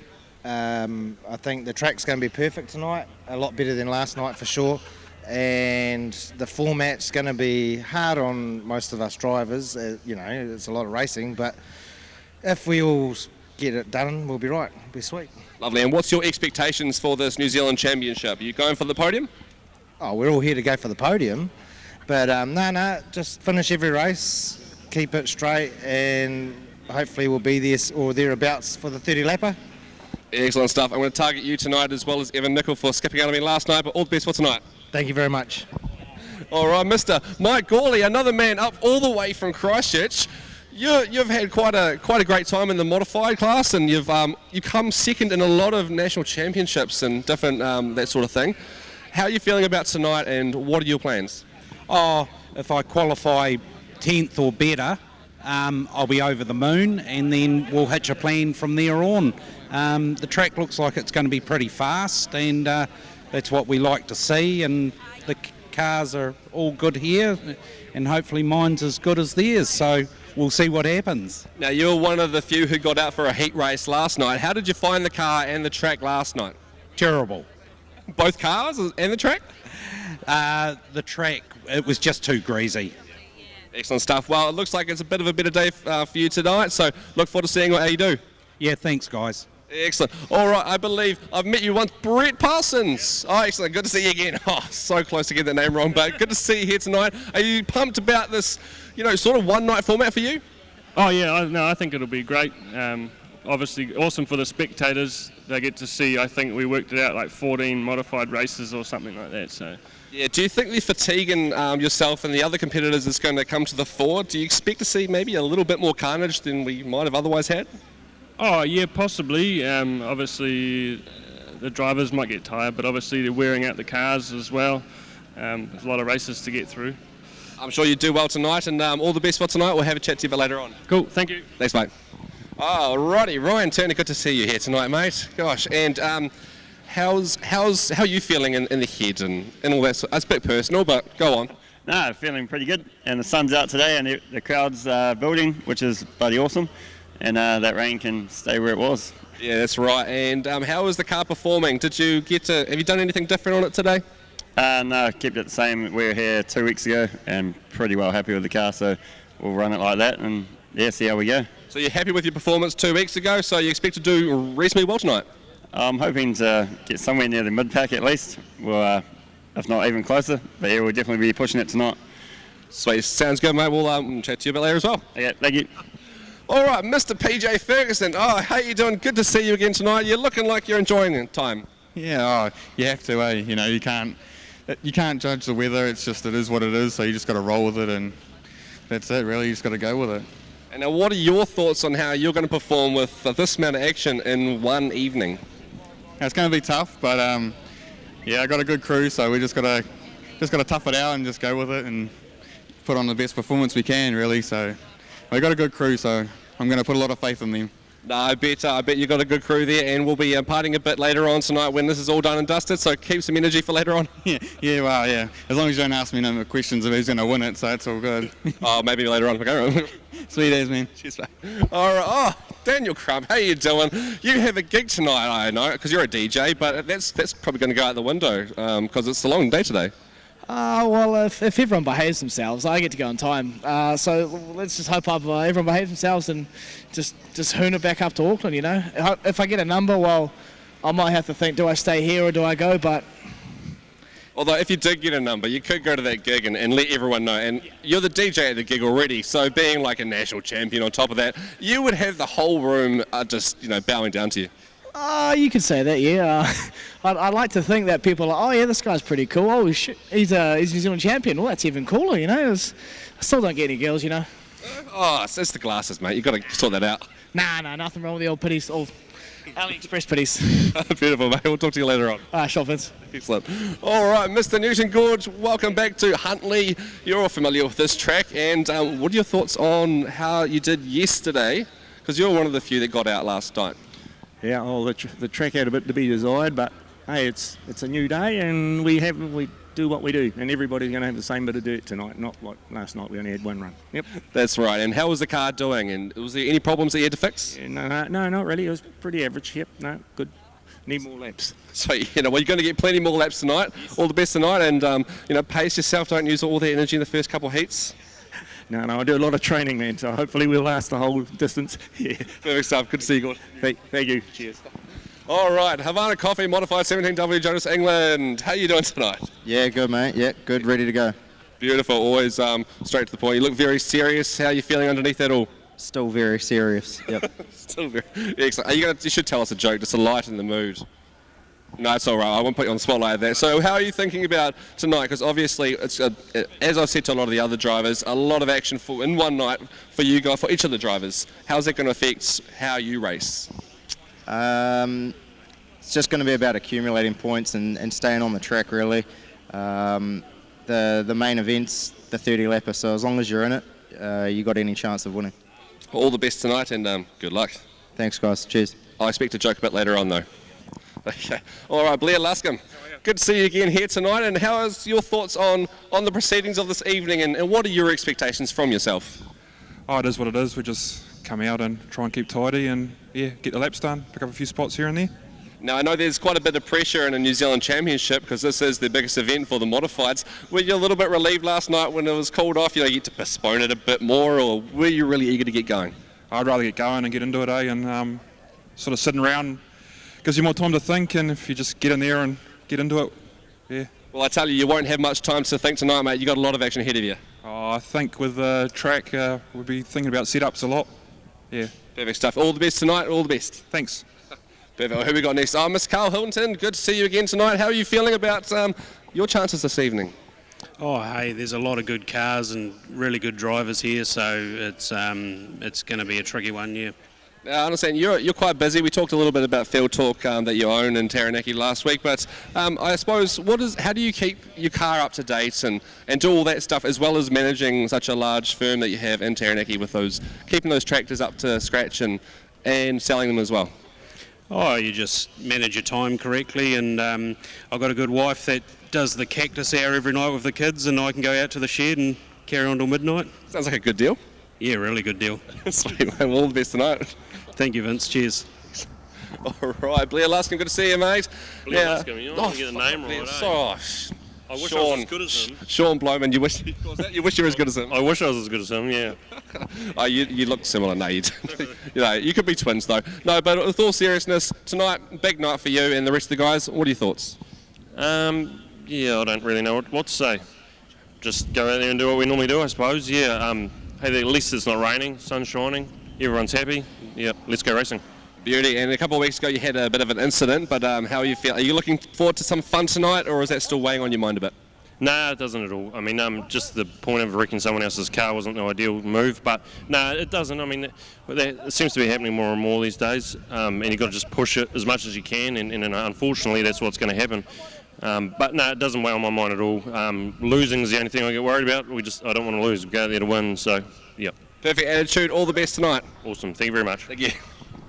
All right, Jordan Arapiri, how are you doing this evening? Good, yourself? Oh, good, thank you, mate. And how are you feeling with back in the modified class? I know we chatted a bit about it yesterday, but are you enjoying yourself? Yeah, enjoying myself, a bit more relaxed than doing it, and just go with the flow. Yeah. Now tonight is crunch time. We will have a 1NZ this evening, either the same one back to back or a new one. What are your thoughts on the pressure and how do you handle that yourself? Oh, I don't take too much pressure on. We just go do what we've got to do, and yeah, if we get a number, we get a number. If we don't, we'll just get on the beers. Perfect stuff. You've got a few guys here from Wellington. Are you guys going to be teaming up at all, or is it pretty much everyone for themselves? I think that Wanganui car's down for a block, so he said he hasn't done a wind-off in a while, so he's on. Perfect. I look forward to seeing that. Cheers, man. All right, have a good night. All right. Peter Free. Jacob Free. See, I knew I was going to get someone's name wrong. Second time meeting it, but good to see you, Jacob. How are you placed for this evening? Oh, not too bad, Just ready to have some fun. Perfect stuff. And what are your expectations for tonight? Are you expecting to be up that pointy end, or is it more about qualifying for you? Oh, a bit of both. Hopefully, just go have some fun and see where we end up. And how has your modified season been so far? Are you in good space leading into this championship? Oh, a little bit up and down, but we seem to be getting the grips of the car now, so... Perfect. So, Jacob Free, I'm going to remember your name next time for both of our sakes. All the best tonight. Sweet, awesome, thank you. Thanks, mate. All right, Craig Pottinger. Yes, how are you doing this evening? I'm good, thank you. Yourself? Excellent, good, thanks, mate. Always good. And what are your thoughts? It's obviously a big night for you, and are you going to be able to keep up with the fitness of these young ones? Oh, you're a young one. Sorry, keep up with the fitness of the fellow young ones? Mate, I'm 48, so I don't know. Is that young or not? No, I don't know. We'll find out in a couple of 4 or 5 hours, won't we? But same for everyone, so we'll be right. Yeah, no, we're pretty lucky to be able to have the whole thing today because a lot of events around New Zealand have been cancelled, but we're looking forward to a decent New Zealand Championships, a bit of fun with all your fellow modified drivers from all around the country. Yeah, no, it is, and I think that's what we need to maintain, that focus around that. We're all here doing what we all agree, love doing, so it's good, it's good. That's perfect stuff. We'll have a chat a bit later on, no doubt. Okay, cheers team, thank you. Thanks, mate. All right, Jason Kailyn, all the way from Stratford. Good to see you again, mate. How are you doing this evening? Yep, good. Not sunburnt. Not sunburnt. That's right. I should put some sunscreen on. But what are your thoughts on this evening and how you'll perform with the car and the crew and just it being crunch time tonight? Well, it's got to go better than last night, doesn't it? It was pretty ugly, but no, it's okay. We'll just. I said to the guys last night, all those Adam Sandler fans out there, just going to use it for tackling fuel, and yeah, we'll see how we go in the rest of the heats, and just got to get somewhere in those front 3 or 4 rows. That's where we need to be, really. No point sugarcoating it. That's where you've got to be around this place. So yeah, you just got to do the work in the heats. Now, you are a consistently good driver, as we were talking about yesterday. Not often on that very top spot, but always very close to it. So tonight, consistency is the key, as you mentioned. What about that 30-lapper race? What sort of toll does that take on the mind and the body? Yeah, I'm a big boy, so it's going to suck a bit of juice out of me. No point sugarcoating it either. Yeah, I'll put the draw on a few reserves and keep the hydration up for the day. But no, it'll be good. Like their Dirt Cup last year, got out of the car and I actually felt pretty good. So, those Raceworks cars are pretty good to drive. So, hey, yeah. I'm sure you'll have more stamina than some of these skinny blokes around here anyway. Yeah, they got no reserve, mate. Exactly. We'll see you a bit later on. Okay, cheers. All right, Jacko. John Jackson from Stratford, also known as Shrek the Slaughterer. I gave you that name myself, sorry about that. But how are you feeling about tonight and your prospects of getting that 1NZ? Oh, I mean, I've just taken it as a club night, really. Just treat it as a club night. And, hey, we're just, the key to it all is to pass cars and finish as high as you can to get up as close to the front on that final race, really. So that's about all we're going to do, mate. Now, I see quite a bit of a trend with your modified drivers. You're all very cool, calm, collected, and you're saying, oh, yeah, just take it as it comes and we'll see what happens. If we win, we win. If we don't, we don't. But come on, there's got to be some fire in their belly, right? Oh, yeah. Hey, I've been doing this for a while and I'm nervous as shit now still, and I don't eat because apparently they don't operate on full stomach. So, so if you take yourself out, you're ready to go. So does being on camera help? No.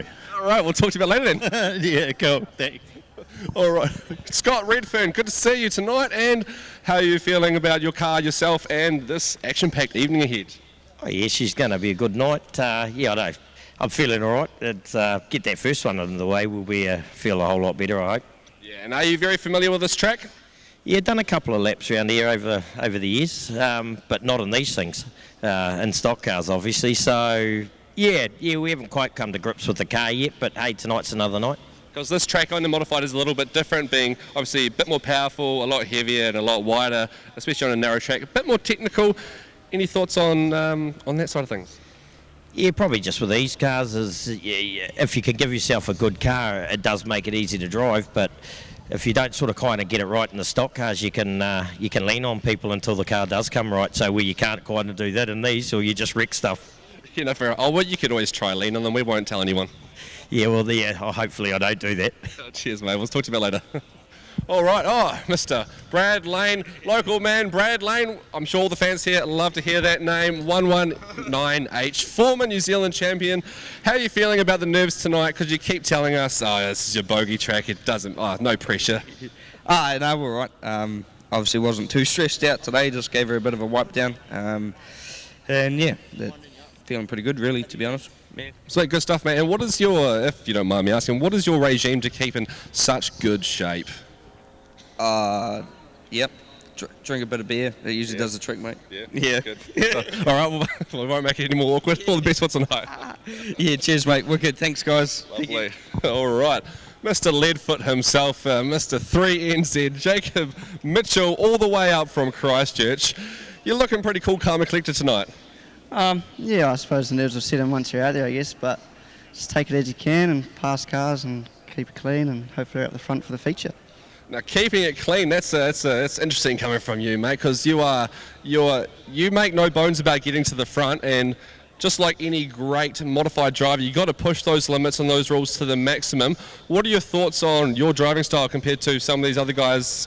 I'm not going to say any of these other guys and ladies who like to have fun, but you're very competitive and you want to make that win. What is that fire in your belly?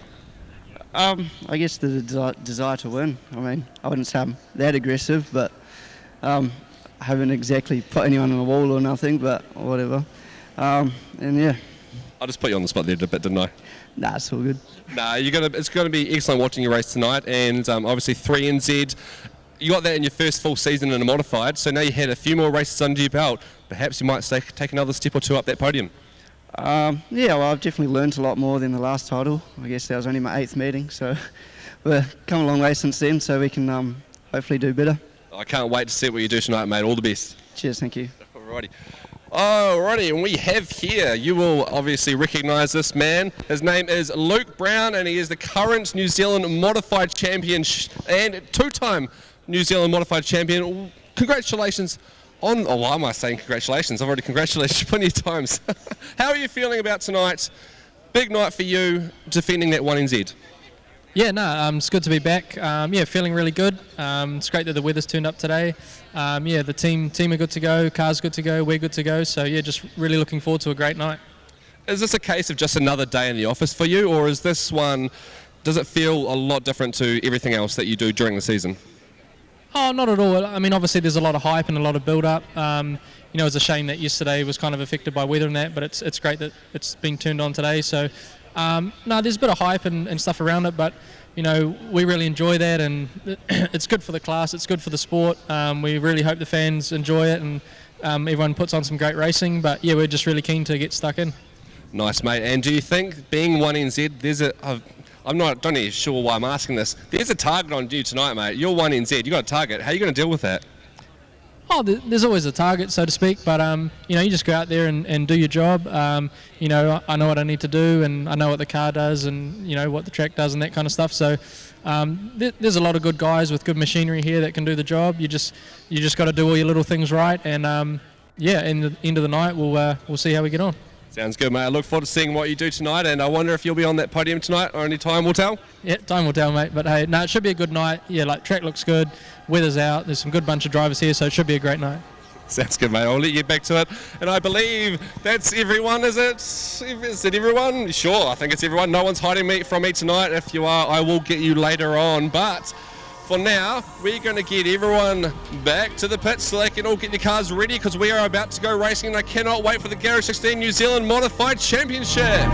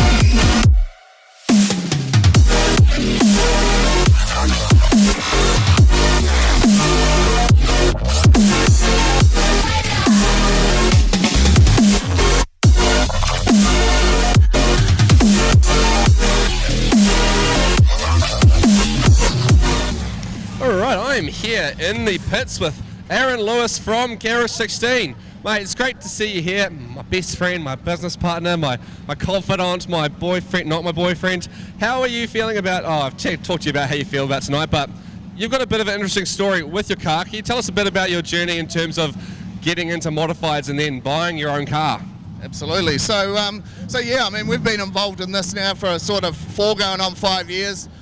We originally sponsored the 17W Modified because my young daughter went to kindergarten with Jonas's young daughter. That got us into the sport. From there, that rolled into getting involved with the modified class, running a modified super series, getting the media company going, getting involved in Speedway, and then everything has a shelf life. Who knows how long we're going to be around doing this in terms of the Speedway side of things. So I got sick of watching these guys have way too much fun out there in their cars, so that's pretty much why I bought it. Now, mate, you've made some videos of your journey as well, because you have literally gone from couch to the modified, so you got a lot of videos. They're on the Garage16 YouTube and the G16sport.co.nz. How's it been doing those videos? You look like you're enjoying it. Yeah, mate, I really do. It's about like a lot of things, you got to bring stuff to the crowd and the audience, and I know as a Speedway fan coming to the track for so many years and thinking, I might just have a go at, I could do that. I could definitely do that. If I just had a car, I'd give it a go. And that's what I did. I put my money where my mouth was. I jumped in, and what a ride. Some of it scares the crap out of me, and the rest of it is a whole heap of fun. Now, you haven't had as smooth rides because you bought a car, you did a few meetings. Well, I say you did a few meetings, you turned up to them and you'd barely raced. and then you got it going. It took a ride on the wall at Wellington. That was not good to see, mate. And then what happened from there? I mean, it doesn't look. I suppose the moral of the story is this stuff is not as easy as it looks. Yeah, it really is not. And I mean, before I actually did it, I was like, maybe this is being a little bit cheeky, getting out there. Very first car I drive is a 600 horsepower modified. But look, everyone in the class has been absolutely great. The main thing I've been taught out there is to hold my line. That's one thing I've managed to get right. I haven't sussed out the speed stuff yet, but we're getting there. A lot of the guys that I'm competing with, they've been in the sport for a heck of a long time, done mini stocks from when they're 12 and stuff. So, look, I've got a booklet of excuses, but I can't roll them all out now because I'm going to need to roll them out over the next few years and people will get bored with them. It's like that movie with the bee. Yeah, it must have been before my time. No, right, so you talk about holding your line. You went all the way up to Waikaraka Park in Auckland from Wellington, and in one of your very first races, you almost, I suppose, took out Jamie Foxx, the 4-time New Zealand championship, because you didn't hold your line. You were called up to the referee's box. What was that like? Yeah, it was all pretty scary, that sort of stuff, but look, it wasn't my intention, and that was the one thing I had to have a big look at myself in terms of how I was controlling the car. It is a safety thing, and we're going to be safe out there, and I don't want to wreck these other guys' weekends. I want them to have good weekends and stuff as well, but as much as that, I'm getting a little bit used to it now, so I'm starting to worry about them a little bit less and worry about our 16W a little bit more. And we are here today to give it a crack. It could be my only New Zealand champs, and I want to make the most of it. I'd love to get one of those medals, mate, but if I don't, I've already, in my mind, as a couch potato this time last year, I've already kind of succeeded a little bit. Yeah, that's the one, mate. And before I let you, I'm going to get you to have a bit of a chat about your car and who's helped you with what, and because there's a great community in the modified and speedway scene that have helped you out. But one last question before we get to that. There's a lot of great drivers here. You got the likes of the Jamie Foxx, which you almost cut off in that race, which we won't talk about anymore, apart from the time that you almost cut off Jamie Foxx, the 4-time New Zealand champion in that race. But we won't mention that anymore. We won't mention that you cut off Jamie Foxx. Sorry, anyway. There's also 1NZ Luke Brown, 2-time New Zealand champ. You've got the 17W of Jonas England, who we sponsor as well. He's the man that got us into it. You've got the likes of Jacko, who's won many championships. You've got a plethora of excellent drivers here tonight. What is it like to take to the track with this calibre of people? It's pretty cool, actually, because Speedway is about getting to know the people around you, and everyone's been really supportive. They could have been a little bit like, what's this media dickhead doing getting in a car? But everyone's been absolutely great. So I cannot believe I'm going to be cruising around at some point now today, taking on Luke Brown and Jamie Foxx, Jonas England, Brad Lane, and oh, geez, it's just, it's quite surreal. And I don't like using that word, but for once, it's justified. It is surreal. Yeah, it's not just the drivers wondering what this media dickhead's getting into Modify for, but it's been great to watch. It's been awesome stuff. So tell us about this car, because this wasn't the first car. Tell us now about what you've done to it, who's helped, and show us, really. Yeah. So we got one of the early generation Gorge cars here, and it's got a wide body on it. Some guys run a smaller body like the 18A that's right next to me here, and but with this one, nice wide body, Gorge chassis. We've got come over here. We've got you can't see it, but underneath the hood we've got a 388 Ford Windsor engine. Within the cockpit here, we're running butler seat. We've got a quick change box in there, so Burt box is what it's called. That allows us to be able to back in and out of the pits, which is pretty damn cool.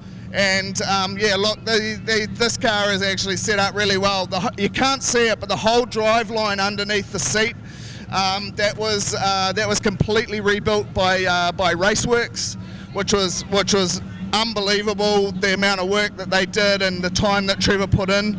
And for what he charged me, I would say it would have been the absolute deal of the century. When it comes to the engine, Llama Engineering down in Wellington there gave us a massive hand. Everly Motorsport, Oh, look, we've had so many people help us out, the lanes, and then obviously my crew. We've got my dad's helped us out, Richie, Jono unfortunately couldn't be here with us this weekend. So look, this is all it's certainly very, very much a team sport, as they say. We're the drivers that go out there, but I'm very lucky to have this beast, and we'll see what we can do with it today. All right, one last question for you before we hand it back to the team at the pits. I've just had Jason Gutteridge from the pits in my ear asking, do you mind if we put a camera on your car so that we can get some awesome shots when you go upside down? Jason. I am pleased to be here with 119H Brad Lane, local lad and former New Zealand champion. I've had a bit of a talk to you already tonight and yesterday about a few things, but I wanted to have a bit of a chat about your car. Now, I understand you make your own wings, is that correct?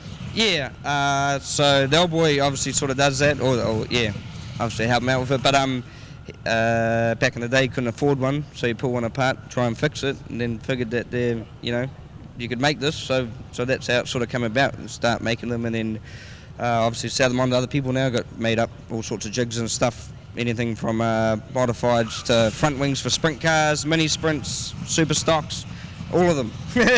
Is that under the branding of Rocket Racing? The old boy never really come up with a name for it, but something along the lines of Stinger Wings or something along those lines, yeah. So if I want a wing, where would I go? Just message it or ask you? Yeah, I'll just give you the old boy's number. Saves me doing it. That's right. Now, I understand you've gone into a bit of development in the wing because it's one of the things that you can sort of play with. Do you want to let us know a bit about how the wings used to be and what you might have changed on your wing to be, still within the rules, obviously, because we don't want to let the referees know that you've done a few things that you shouldn't have done. But yeah, tell us about the wings. Yeah, so obviously back in the day they didn't really have too many rules on them. That's why you've seen ones with big garage doors on the side of them. But obviously there's a certain size that the sideboards are allowed to be, and then obviously one's bigger than the other. And then also the centre cord, the centre part of the wing is 5 foot by 5 foot. That's the maximum that you're allowed. So obviously they're all right on the maximum there. And then obviously us being able to build them, we can change the curvature of the wing. So obviously it's a bit of trial and error and talking to certain people overseas in the likes of America and Australia and stuff. Just trying to figure out, rather than us building one, which obviously takes a fair bit of time, if I can talk to somebody about it and discuss it with them and sort of get a bit more knowledge, then we can sort of, get it pretty close off the bat. So we got on for tonight just one of our wings, our standard ones that we sell, but yeah, we got one that's got a few little extra bits and bobs in it, and yeah. What are those few bits and bobs? So the construction, or the rulebook states that the construction of the centre cord has to be one piece, and we made the back of it sort of move up and down a little bit. So it's still one piece, it's just not sort of joined in one spot. So technically it's still fastened, so it's still one piece, or so we think. Not that anybody's said anything about it yet, even though we've had it for a couple of years. But yeah, so the last, where the back of the wing kicks up, the last 14 inches there is where you create most of the downforce. So obviously you're trying to create downforce but not too much drag, so there's a bit of a knack there of trying to get it right. So that was the purpose behind it, to try and be able to move it so we can adjust it to see what's how much is too much, and sort of where the sweet spot is. Sweet, man. I'm sure I understood it. I don't know if everyone else would have understood that, mate. I haven't explained it all right. Yeah, it's pretty damn technical. So in the States of the World of Outlaws, you're not allowed any dish on the top of the wing. So what they've done is they've built all the downforce aspects into it on the underside, because there's no ruling under there, you see. So there are certain ways to get around it and what have you. So. Because I understand the sprint cars, they can actually change the position of the wing during their race. Is that correct? But modifieds, as you said, it's just one piece? Yeah. So they got a wing ram on it, so they can move it forward and backwards. What does that do? So obviously if the car is a little loose or tight, you can adjust that by in the cockpit with a wing ram to move it forward and backwards. So as the track slicks off, they tend to move them backwards to try and get some more rear drive over the rear wheels. But we're not allowed any adjustments being able to be made in the cockpit. So like they can adjust all their shocks and stuff and all sorts too. So we're sort of limited to what we got. What you hit at on the track is what it is. So that's probably one aspect that's quite a bit different to anything else, with the open wheels side of things. Sweet, mate. That sounds like a lot of stuff to take in with the old wings there. They're pretty complicated with all the physics, but awesome to know about. Now, tell us a bit about the tyres now, because it's not so straightforward either. So obviously there's a bit of a Hoosier shortage through the world at this stage, and Hoosier are only making a certain tyre. Obviously, for the World of Outlaws. Well, there's a few different ones, but we're limited to an RD20, which has the Duro 40, which is obviously a measurement that they measure, Speedway New Zealand. So that's quite a hard tyre compared to what a sprint car would run. So we sort of cut them up and sight them and put little grooves in them and little knife cuts in them to try and get the tyre to work, whether it's to stop it heating up too much or get it to warm up faster on both left rear and the right rear tyre. Now, can I just get you to show our cameraman up here on the tyre what grooves that you actually put in? Because I saw you doing a bit yesterday. Was that... it's a bit dirty, mate. I got it. So the original groove here is obviously there from the factory, but we just add a little bit more and just try and get some heat out of the tyre. And then there's also these real little slices in here which allow the tyre to heat up faster and allows the block to move around a little bit more because obviously it's got a cut in it, so it makes the block smaller, so it can move around a bit more, gives another driving edge, and also allows the heat to dissipate because the air can get in there. Well, that's my understanding anyway. I hope I'm right. It all sounds right to me, mate, and even if you weren't, who would know? But there's a little bit of a driver's briefing about to happen, so I'll let you get back to that. Thanks very much for having a chat and telling us all about all the illegal stuff on your wing. Yeah, all good. Awesome, guys. Thank you. We'll see you later on, and we'll line up some more stuff for you, and we'll throw it back to the guys in the van and get the show started soon. Right, Mr. Blair McPhee, you got 9W on your top, but you are the 2NZ. You started off last night, you got that heat in, and mate, you won that thing. How was that? Oh, very challenging actually, to be quite honest. That track was super heavy, and yeah, it was sort of like probably lucky that we went for some hot laps to sort of get a bit more of a gauge than what some of the other guys did, and yeah, just did what we could. Now, there was a bit of contact between you and Luke Brown in that first corner, because obviously you two top drivers, you don't want to relinquish that lead. Can you talk us through that start in that first corner? Oh, I just knew, Luke was always going to charge in hard, like as he does, he's a good peddler. So we just needed to make sure we got on the corner first, and yeah, he just sort of hit the bottom stuff, which was a bit wet, and managed to slide up and give us a bit of a love tap, but hey, it's all part of racing, hey? And was it fun once you're out the front there and leading the race? Obviously, after a little while off being out the front there, it's got to be a good feeling. Oh, it was nice to have a bit of clean air, but yeah, we were struggling with the car. It was having a few, dropping cylinders and doing all sorts of things, but we were managing to hold on to it. So yeah, we were waiting for Luke to come around and have a dig underneath, but yeah, he managed to hold it together. Nice. And what have you actually fixed on your car after last night? Because you said the car wasn't performing that well. What physically have you changed? We sort of just went through the whole fuel system, trying to work out if that was the problem. We looked at a few electrical things, see if that was it. Didn't seem to find too much obvious stuff, but we've replaced a few bits and pieces, and hopefully that sorted it out. Nice, mate. And we mentioned that we touched on the fact you had a bit of time off because of that pretty nasty accident you had at Wellington. I see you got your car here. It's the same car, but looks a bit different. Yeah, well, obviously we wrecked everything that was on it. We decided we'd go back to sort of our original 2NZ body, and yeah, it's sort of done us proud the last two times we've done it, so hopefully it's a bit of a good omen and we can carry on, really. Maybe it was meant to be, but that's a high price to pay just so you can put the old body back on. Yeah, the chassis repairs and the body repairs didn't really help their situation, but hey, it is what it is. It's racing. We know what it is when we go out, so what was some of that damage that was caused? Because obviously the chassis was a bit bugged and a few other bits and pieces. What did you have to put back together? We had to chop the front off and straighten all the front, new torsion rack. But it had no roll cage damage, thank God. Bent a bit of chassis in the back of the car. All the outside stuff was wrecked, and then new diff, and yeah, new drive line and all that sort of stuff. So yeah. So that's a lot of work. Do you have like a team that helps you there, or do you pay for it all to get done professionally by other people? I wish I could pay for it to be done professionally. No, we do it all ourselves. We build everything right down, well, apart from the chassis. We can do a bit of work, but yeah, probably not build a whole chassis. But everything's built by ourselves and in-house. Obviously, all the parts come from the race shops, and then just my dedicated crew. Ben and Mike, they've been awesome. Well, Ben's he's the guy that does it all for me. And then obviously my old man and our work, they get in and the engineers get stuck into doing what we can. Sweet, mate. Now, you mentioned your old man, Brian McPhee. He is here tonight, but he's not racing tonight like he usually would be. What's his role in the team tonight, or is he just out there eating pies and drinking beer? Well, hopefully he's up there eating pies. Nah, he's very valuable to us. Can be very annoying too, but yeah, he's a bit of an old veteran, really. Yeah, he's always got something to say and tries to put an input in, and yeah, we take it on board, and yeah, he just likes, I think he just likes to sit up there and watch and take it all in, and yeah.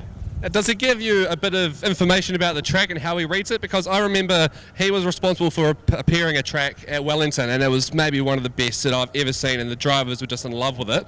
Does it give you a bit of inside knowledge, and how does that affect your racing? Yeah, he's definitely has a good, good understanding of how tracks work and what they're going to do. Yeah, he does sort of mention a few bits here and there, and then yeah, it's pretty good. Awesome, mates, and well, I hope that tonight goes well. It started off pretty well, so long may it continue, and we might see that 2NZ turn into a 1NZ with a bit of luck for you. Hopefully, that'd be bloody awesome, but hey, we'll just take it how it comes. Any number's a number, really. Yeah, if you're first or you're last, it doesn't really matter, as long as we're having fun doing it. That's the one. The important thing is that you're here. It's absolute relief to see you here, because it just wouldn't be the same without you. Especially wouldn't be the same without a McPhee in the field. Wouldn't be the same without 2NZ. So we look forward to seeing what you do tonight, but no pressure. Nah, awesome. Thanks, guys. E hoa atua o ngā iwi matura.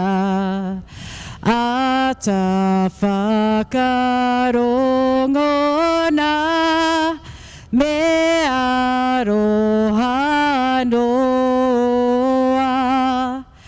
Kia hua ko te pai, kia to ata whai. Mana aki tia mai Aotearoa. God of nations at thy feet, in the bonds of love we meet. Hear our voices, we entreat. God, defend our free land. God, Pacific's triple star, from the shafts of strife and war. Make her praises heard afar. God, defend New Zealand.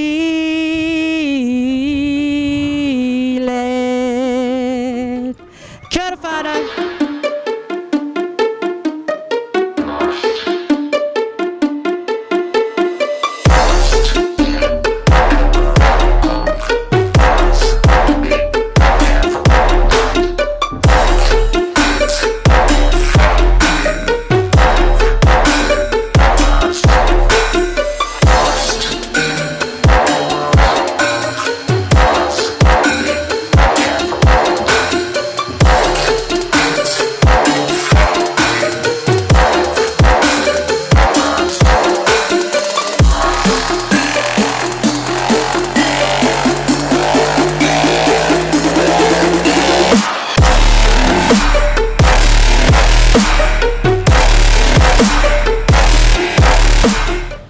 Mini Socks underway with their first race tonight. Got a total of 4, I think, for them.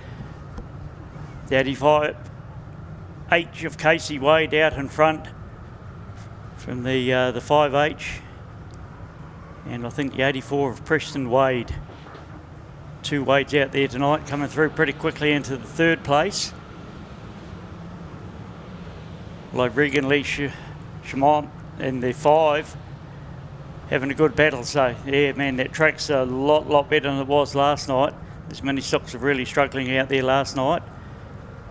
Had the 25H spin to the infield so far. Jack Harrison But everybody else making good work of it so far.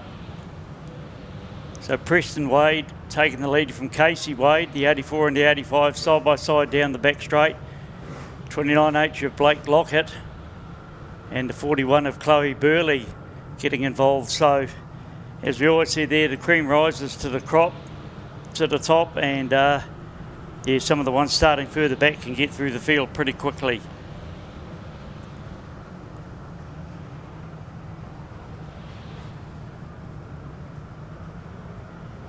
So Preston Wade, who was second, dropped back to fourth. Casey Wade back into the lead again. Now Blake Lockett into the leads in the 29, going around turns 1 and 2 at the moment. So certainly having a good battle these first few down the back straight. And Casey Wade back into the lead again. Chloe Burley into second.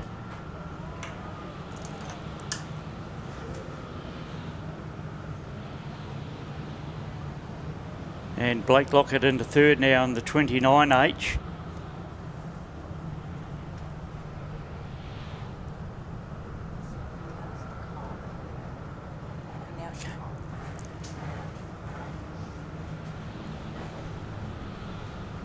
Right, so 6 laps down, 4 laps to go. And now Chloe Burley taking quite a clear lead down the back straight. Blake Lockett in second. Casey Wade back to third. Preston Wade drifting back a bit with fourth, and then Noah Britton, who beat the rest of the field in the mud last night by the best part of a lap. He's moved up into third place now. 3 laps to go. You already hear the modifieds lining up out the back. So Chloe Burley getting in amongst the tail end traffic now. Chloe with a pretty good lead over Blake Lockett. Bit of a gap back then to Casey Wade. Noah Britton moved through into 4th place now with a mistake being made by Preston Wade in the 84. Finished up on the infield down in turns 1 and 2. Straightens it back up and rejoins, only dropped the 1 place. So coming down, taking the white flag this time, Chloe Burley. Got about 10 car lengths lead going down the back straight into turns 3 and 4 for the last time.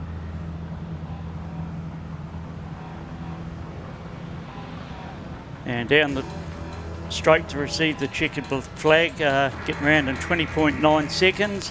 Chloe Burley first, 29H Blake Lockett second, 85H Casey Wade third, 46H Noah Britton fourth, and the 98H of Jake Hancock fifth, followed by Jamie Burley, Preston Wade, Bruce Fraser, Hayden Tidd and Lulu Russell completing your top 10. Yellow, yellow, yellow. So that's race 1 for the mini stocks. They're the first race of the night, and they're also race 35 at the end of the night.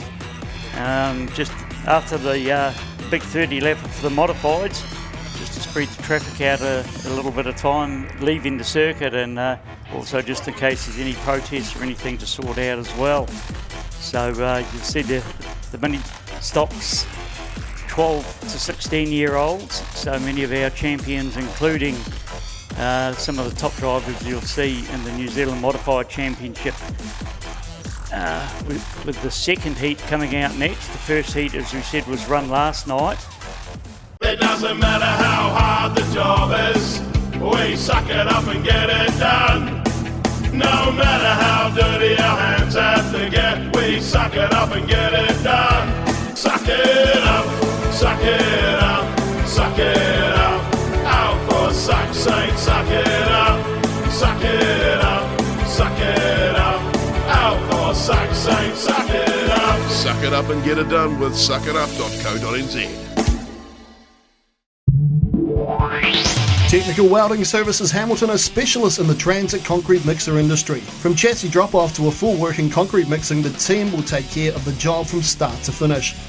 Full engineering services and general sheet metal work can also be undertaken.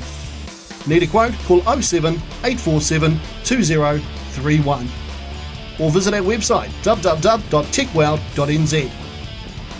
Technical Welding Services Hamilton, we are the experts.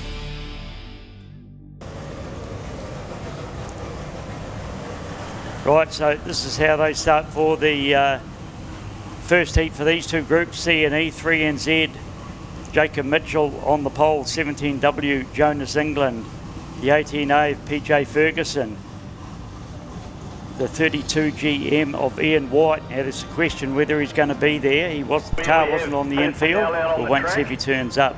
The 22C of Corbett, the 59C, former New Zealand champion Alan Haig, 26S of Blair Luscombe, the 78S of Sean Blowman on grid 8, and then the back row Cody Harter in the 68H and Brad Lane in the 119H. There are your 10 cars for Heat 2.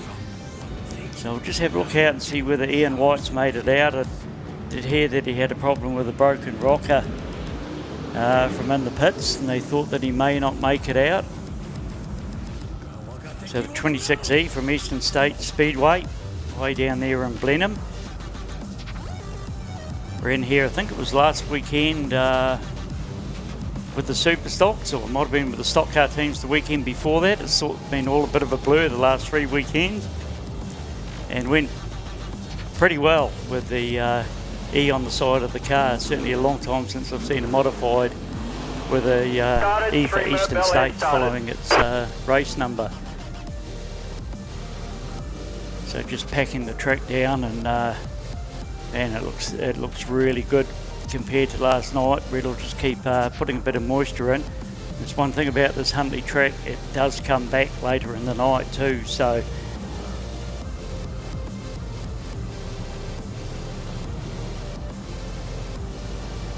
Red Wooten just keeping an eye on the cars and how many laps he wants them to go around and pack it down before they let them loose. And then the final heat of round 3 will be Group D versus Group F. And on the front of the grid from that one will be Craig Pottinger in the 26E and 4 times former national champion Jamie Fox in the 11A. Okay guys, we'll be going next time around. So Brad Lane, one of the favourites for this meeting, 119H, local Huntley driver. Former New Zealand champion, and speaking of former New Zealand champion, Alan Haig just pulled off to the infield in the 59C car. So problems there for Alan Haig. Won this championship many years ago when racing out of Auckland, then had a lot of years off racing. So yeah, the 2006-2007 season, Alan Haig won the title. Brad Lane, 2019-20 season.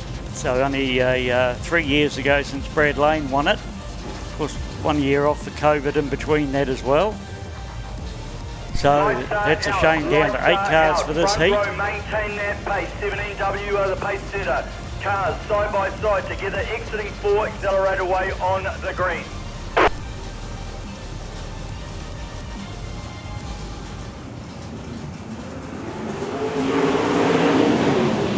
So grids 4 and 6 vacant, and wow, here we go. Jonas England in the 3NZ dived in really hard, and 3NZ just got crossed up more than what he can handle, Jacob Mitchell.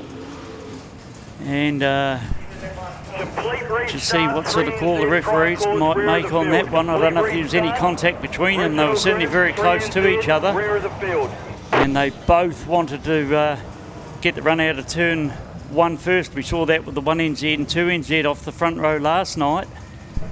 That's good up, guys. Go on, next time See around. Let's go.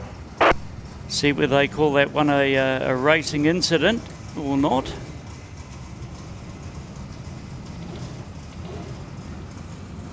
Through on the outside line if they both get to that. So 12 laps, and Jonas England gets a good start with only himself on the front row this time.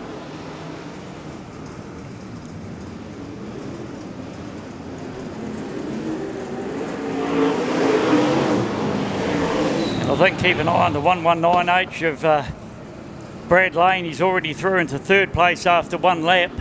And in 5th place, Jacob Mitchell in the 3NZ. So those two are going to be an absolute charge from the back. Brad Lane to score big points, and Jacob Mitchell to recover the points he's lost by that first turn spin. But it's Jonas England out in front. 16.2 second lap and out there in fresh air. Making the most of it. Brad Lane through into second now. And Jacob Mitchell back up into third after being sent to the back of the field for the first corner spin.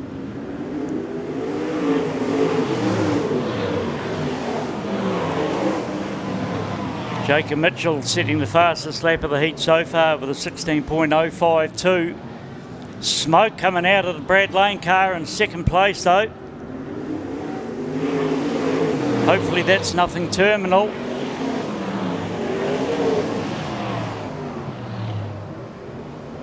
And Lane closing in on Jonas England. 5 laps down, 7 to go. It'll be half distance this time past.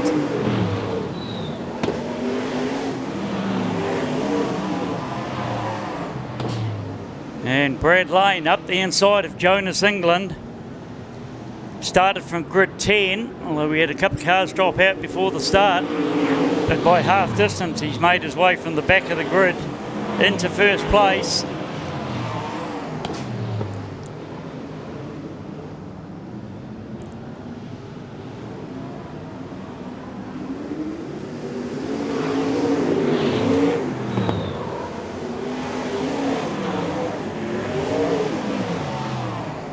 So eyes now on second on whether Jacob Mitchell can work his way past Jonas England as well.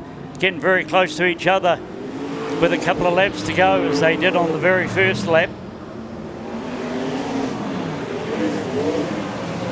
The smoke out of Lane's car now stopped, so that looks all right. Jacob Mitchell moves up the inside of Jonas England.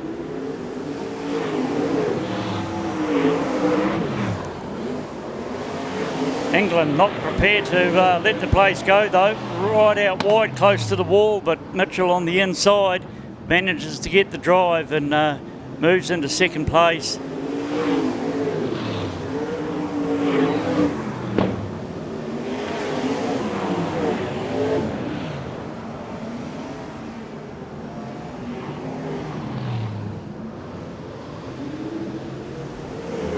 So checker flag this time round.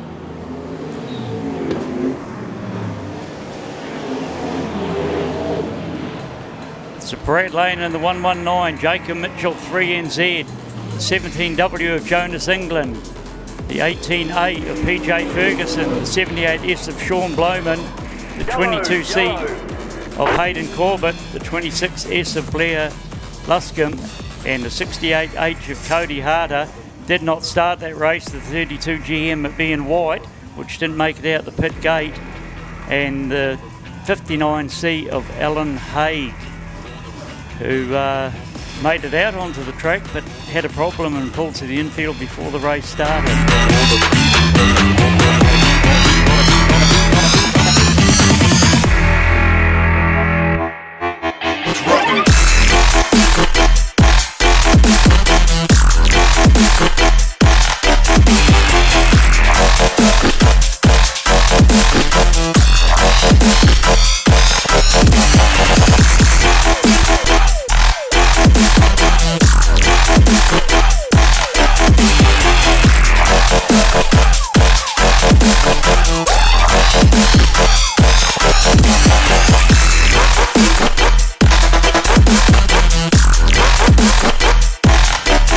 Those that you were here or watching the stream last night, this will be the end of the first round.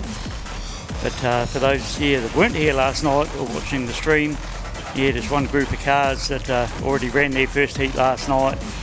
They will be coming out a little bit later. Right, the grids of pole, the 26E of Craig Pottinger, grid 2, 11A, Jamie Fox, grid 3, the 28V, the Ricky Dykstra, and grid 4, the 36W, Jacob Free.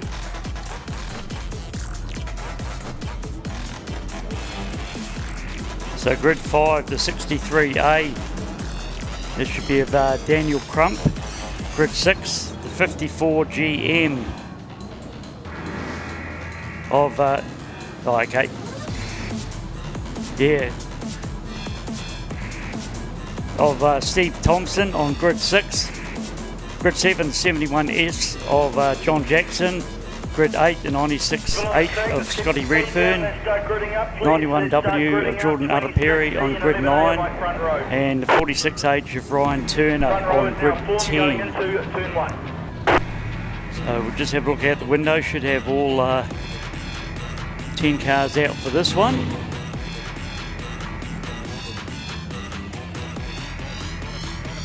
John Jackson back on the 4th row in the green 71S. He'll be looking to make some ground in this one.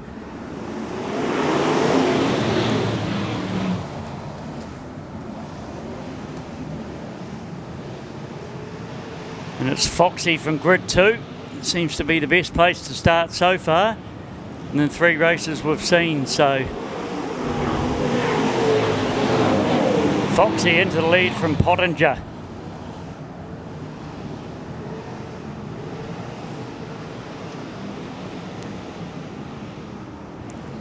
Jacob Free running a good 3rd place at the moment.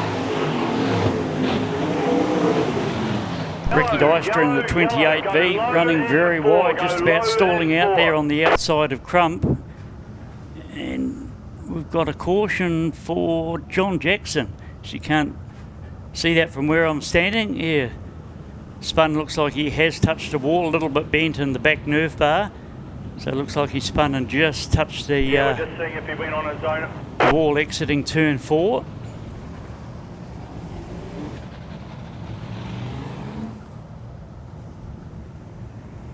So I guess he's just found the limit of adhesion.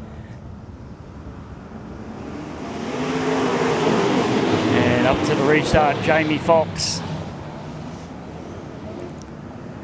Again, Jacob Free trying to get up the inside of Craig Pottinger for 2nd place.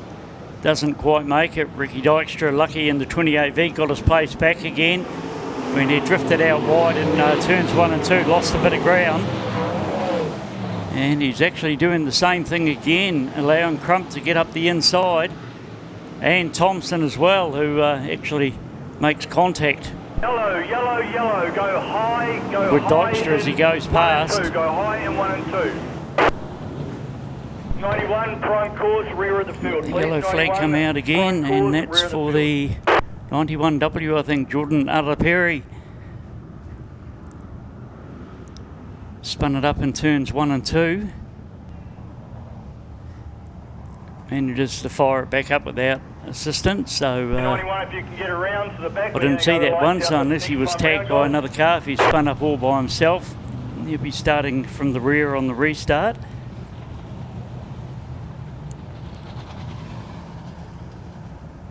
South, lights out. Front car, maintain that pace all the way around. So unbelievably, we've seen quite a bit of racing there, but they've actually only completed 2 racing laps, because when there is an incident, they go back to the last fully recounted lap. We've had a couple of incidents so far.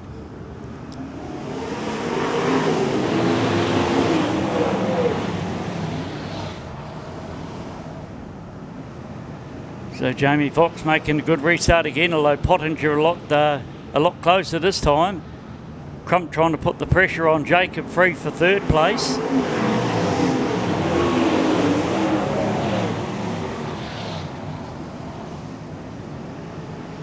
Scott Redfern further back, trying to go around the outside of Ryan Turner, not managing to pull it off though. That outside line's looking pretty tough already. So Jamie Fox, you'll see, came pretty close to the pole line, are driving about half a car off it. So there's no room to go up the inside, and making it even harder for somebody to try and go around the outside.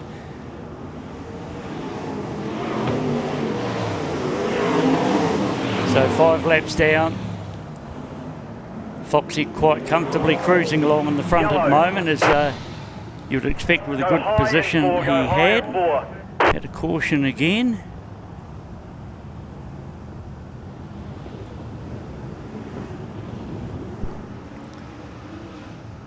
So Jackson was the first one sent to the back. He's now third from the back without actually having passed the car, with the other guys causing the caution. So Jamie Foxx having to get it dead right again.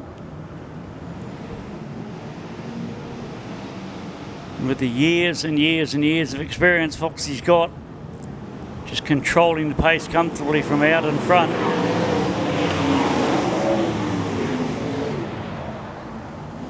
Behind we have Pottinger, Crump, Jacob Free, Thompson and Ricky Dykstra in the 6th place. John Jackson in 8th, which is we started in grid 7, so he's got to pass another car yet to even get back to where he started.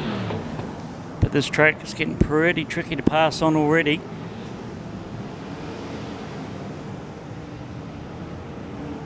Half distance was passed, so 7 laps down this time. Foxy out in front, but there's still a fair bit of pressure on Pottinger in 2nd from Crump. Just gives him a little tap entering turn 3. Jacob Free still driving well in 4th place. So yeah, good battle there for 2nd, 3rd and 4th. Thompson through into 5th. Dykstra keeps making those little mistakes in turns 1 and 2. And he's drifted back to 6th place now. Will be 7th place actually, behind Ryan Turner.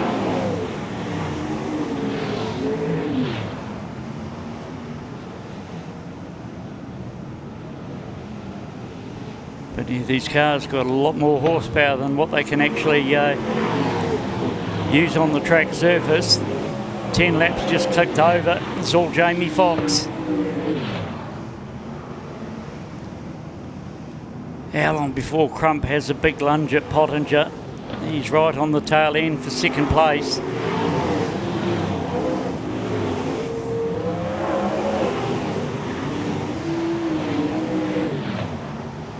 So 11 laps down. Foxy coming down to pick up the checkered flag.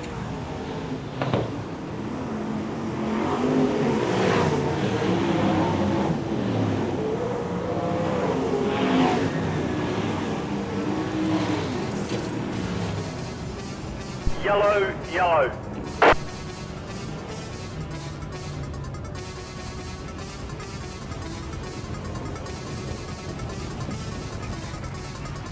Yeah, so as they've crossed the line, the 11A, Jamie Foxx, good clear win from the 26E, Craig Pottinger, 63A of Daniel Crump, the 36W of Jacob Free, the 54 GM of Steve Thompson, the 46H of Ryan Turner, the 71S John Jackson, 28V Ricky Dykstra, 91W Jordan Araperi, and in 10th place the 96H of Scott Redfern. So once again, nobody really making a lot of ground there. Jackson looked like he was going to, but had to spin to the back. Finished up in 7th, exactly where he started. The 54 GM, I think he moved up 1 in the end. Foxy moved up 1 from his grid 2 start. So that's the end of round 1 of 5 rounds for qualifying for the Garage16 New Zealand Modified Championships. And your winners, the 2NZ of Blair McPhee, who started from the front row, the 119H of Brad Lane, who started from the back row in his heat, and the 11A of Jamie Foxx, who started from the front row of his.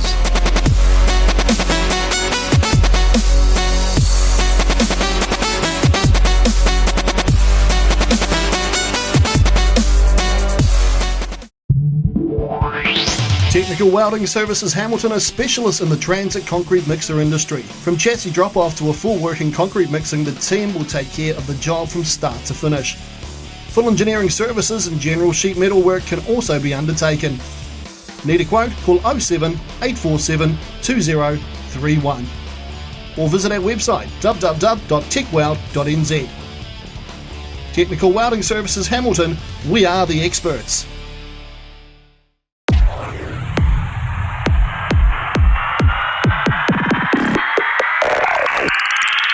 It's action for the whole family. With 23 tracks around New Zealand, there is no better way to spend your weekends than at a Speedway New Zealand track. Here they come to the start-finish line again. There's something for the whole family. Sprint cars, saloons, stock cars, sidecars, midgets and much, much more. Pack up the family and make a trip to adrenaline-filled, action-packed bashes and crashes that only Speedway can deliver. Visit www.speedway.co.nz to find out the track nearest to you. Speedway, it's our summer thing. Right, we are here with the winner of the first heat for the modifieds this evening, Brad Lane 119H. Awesome start to your championship, mate. Where did you start in that race? Off grid 10, dead last. So. And where did you finish? Yeah, up the front. And this is your bogey track, is it? Supposedly. Well, it's shaping up to be pretty good tonight. How does it actually feel out there tonight? Obviously, so what I would like was back grid in the first one, because that's really the only time the track's going to have moisture so that you can pass any cars. So obviously we were lucky with a couple of cars that weren't out there in the grid, so that helped us a little bit. But with them being out in the first race, whether Alan Hay gets back out or not, that's points for everybody. So, but with both of them being out on the outside line, it just made our start a little bit easier. So yeah, as you say, perfect start to the championship. But I noticed that when you passed Jonas England into first place, you did that on the inside line, which is somewhere we don't always see you. So not just an outside line driver, eh?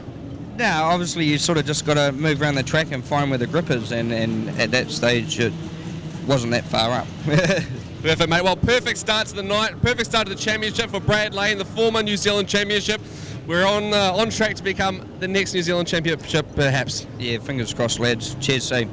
Thanks, mate. And just a bit of information through here too. Just got the official result of the race 2. First one for the modifieds tonight. Group C versus Group E, Heat 1.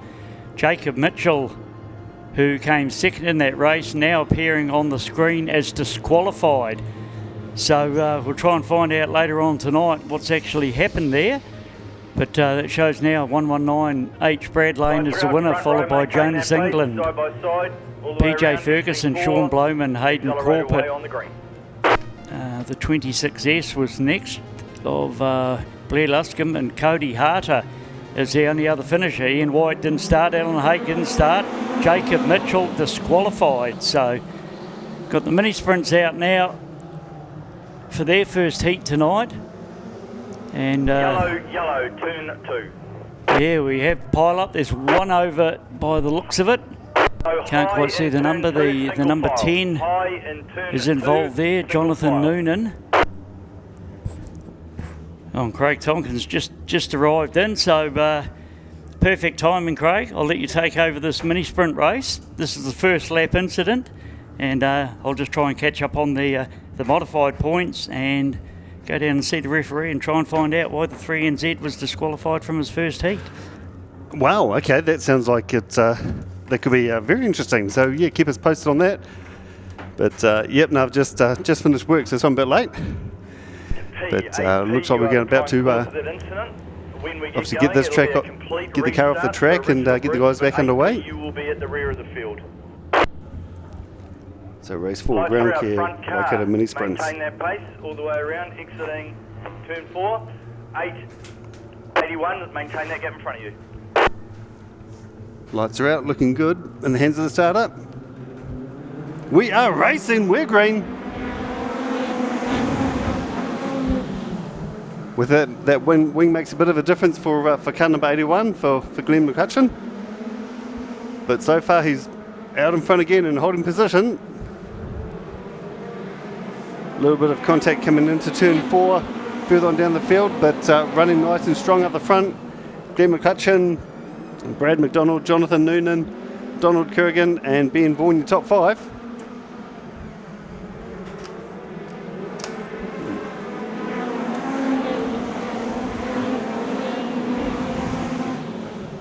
Nice and tidy through turn 1 and 2. Brad McDonald making the pass on Glenn. Glenn's just letting him go. Obviously he hasn't got the traction to fight back with that wing the way it is. But we'll be doing everything he can to try and stay up in the positions. So now we've got Brad McDonald up front. And pulling away from Glenn McCutcheon. Ben Vaughan, Elliot Heron, Jonathan Noonan, car number 10S in your top 5. Noonan running wide and possibly opening the door for Matt Julian. Coming through on the inside. Matt has the look down there but can't quite make it stick. Glenn dropping back slowly through the field, so that wings obviously has got either some sort of mechanical issue or that wing's definitely playing up on him, but he's holding as good as he can. But at the moment, Brad McDonald, 5 laps down, 6 to go.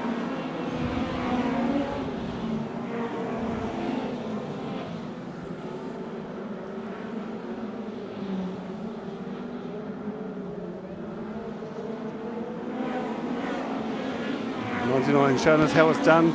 Gone a bit wide on turn 1 and 2 as he opened up the door for Ben to have a peeky through. Drag race down the back straight.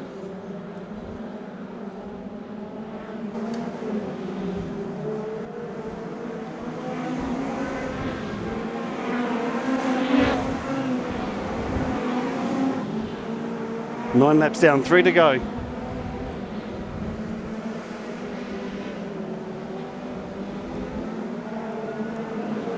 Third out of Donald Kerrigan, further down the field, running around quite wide on the track.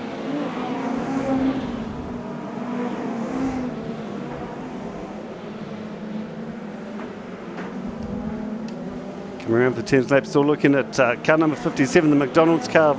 Ben Vaughan up in front in first place, Brad McDonald 99 fee in second place, 1NZ Elliot Heron third place, then Glenn McCutcheon, Matt Julian in your top 5. Going to be looking at the white flag this time round. White flag out, 1 to go. Looks like it's Ben's for the taking in this one. He's got quite a bit of a gap between him and Brad, so he's just got to bring it home safely. And he'll be taking the first race for the Ground Care Waikato Mini Sprints. Checkered flag done and dusted. 57p, Ben Vaughan, first place. 99V, Brad McDonald in second place. 1NZ Elliot Heron in third. Glenn McCutcheon in fourth, 7S Matt Julian in fifth. Then we're looking at the 8P of Nathan Jeffries in sixth place, Jonathan Noonan in seventh. We've got Barnes, Gribben, Smith, Kerrigan in the finishers there. And then of course Cody Ogle and Daniel Nicol not finishing the race. So that's how it's going to wrap up for the first race for the Ground Care Waikato Mini Sprints. Let's say a fine week night's racing ahead of us after yesterday. Driving out today and just couldn't believe the weather. Fantastic. Great to see all you guys out here tonight. All the fans, spectators, everyone on the Pit TV live stream. Looking forward to a great night's racing tonight. Big round of applause as he comes around with the checkered flag. Ben Vaughan, 57p. That McDonald's sponsored great looking car. Meanwhile, these 2NZ being tracted off, looking very second hand. So, looks like we're going to be heading down to the pits. Looks like we've got an interview with Jamie Fox. Yes, that's right. I am here with 11A Jamie Fox. You're the winner of your first heat of the evening, the last modified race that we saw. Awesome start to your championship. How do you feel and how is that track going? Yeah, no, it's always good to get the first one out of the way.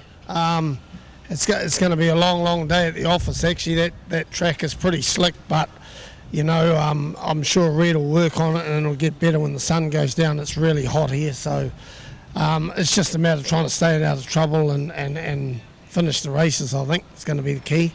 That's the one, and it does look a bit slack out there with a few of the cars spinning in there, but you managed to stay in control. With those restarts, I think there's about 3 of them, you managed to hold off everyone each time. What was the strategy going into each restart, or is it just a matter of driving away? Oh, it's just trying to stay on the pole line. Obviously, there's no drive out wide. It's slick, and you've just got to hold your line and try and keep the car straight, really. That's the object of it all, and it's not very good to watch. It's probably boring, but, you know, we've got to drive to the conditions until we can get the car up to speed. Mate, it's never boring watching you guys out on the track, but I see some of your crew are busy on your car here. You making a few adjustments? Yeah, we've got to get it quicker than that, which we will. You know, we just got to do a little bit at a time, but no, we'll get there. Awesome, mate. Perfect start to the night. All the best for the rest of it. No doubt we'll have a chat to you a bit later on. Thanks. Alrighty, we're back. We've got the Phoenix Middleman Recycling Group 1 production saloons coming out. So have you got some news for us, Barry? Yeah, basically the 3NZ there, Jacob Mitchell, I mean, not only did he start from the front row, spin it out and drop to the back, and then fight his way all the way through into, where did he get to in the end? Second place, I think, second or third? No, second. And apparently it was decided at driver's briefing today. Last night they were only weighing the winner of each heat because they only ran one heat. Yep. But it was pointed out at driver's briefing this afternoon that the rule book says the top three. So okay. The rule book is the rule book. They announced to the drivers today it was the top three. He finished second and didn't go over the weighbridge. So there's only one thing they can do, and that's disqualification from that heat. So he put in a lot of work as they started from grid 2, spun up on the first turn, finished up at the back, fought his way back through to second, and only to get disqualified. So, oh no. So we'll watch his progress during the night. He's obviously got 4 more heats, but they're all going to be from further back on the grid because that was his front row start. Yep. So, and it's going to put a bee in his bonnet too, so he's going to be doing all he can to get up there. I would imagine it will really put a bee in his bonnet because they'd have been pretty frustrated by the race as it was, and then to get this, which could have been half the reason why he missed the weighbridge. Exactly, because yep. they'd have been pretty frustrated, I think, with what happened on the first turn on the first lap, and that he copped the blame for it. I think he'd be sort of trying to suggest that it was just as much Jonas England's fault up the inside of him, but the referee's the referee at the end of the day. And exactly, yep. Grid up. Don't need to be a referee, did you say? No, I should try and stop that. So, but it's good, yeah. Bill Clarkson, there's only a couple of them down there, but he's going to try and bring up as much as he can. But if ever I see like a DQ pop up on an earlier race, yeah, we'll go down and find out why it is. So see what happens down there. Yeah. Interesting stuff. Action on and off the track. So looking at the as I say, production saloons, Phoenix Middleman Recyclers Group 1. Coming around, we are green. We're racing straight into it. Car number 23, straight off the pole and into the lead. So Dylan Atwood showing how it's done in the up the front of the pointy end of the field. We've got the 115 of Trinity Short on the pole line, trying everything can to keep in second place, but being attacked from both sides, left and right. The 63 of Peter Craddock, right on the tail, looking at, in fact, made the pass now. So we're looking at Dylan Atwood still out in front, and then the 63 of Peter Craddock in second place, Tyler Wright third. That inside rear wheel of Dylan Atwood bouncing off the track as it's coming through the corners, putting all the weight on the outside of the car. That's going to make that real interesting on some of the bumps as he's coming around there, leaning hard on the suspension. Look at that inside rear wheel just bouncing around. So 23H, Dylan Atwood, 3 laps down, 9 to go up front. Peter Craddock, 63R in second place. Tyler Wright, 33H in third. Then we've got Hackett and Martin rounding out your top 5. And then, of course, a bit of a gap back to the 9H of Charlotte Martin.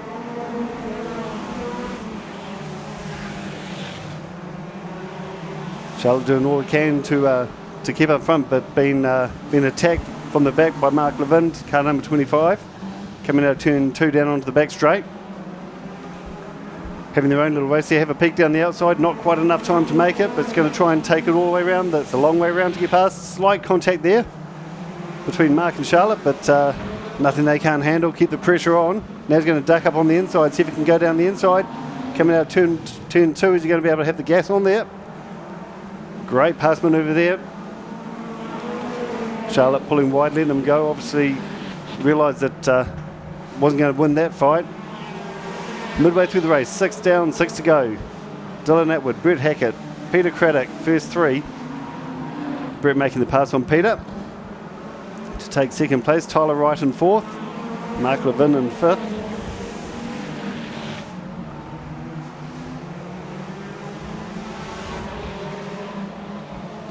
Brett Hackett 434V on fire, flying up into the front of the field now, making all the passes in the right places, making it stick. 8 down, 4 to go. 434, that great looking car coming onto the back straight. That's your race leader. Daylight back to the 23H of Dylan Atwood, who's now under pressure from Peter Craddock in the 63R. Peter having a look down the inside, see if he can make that stick.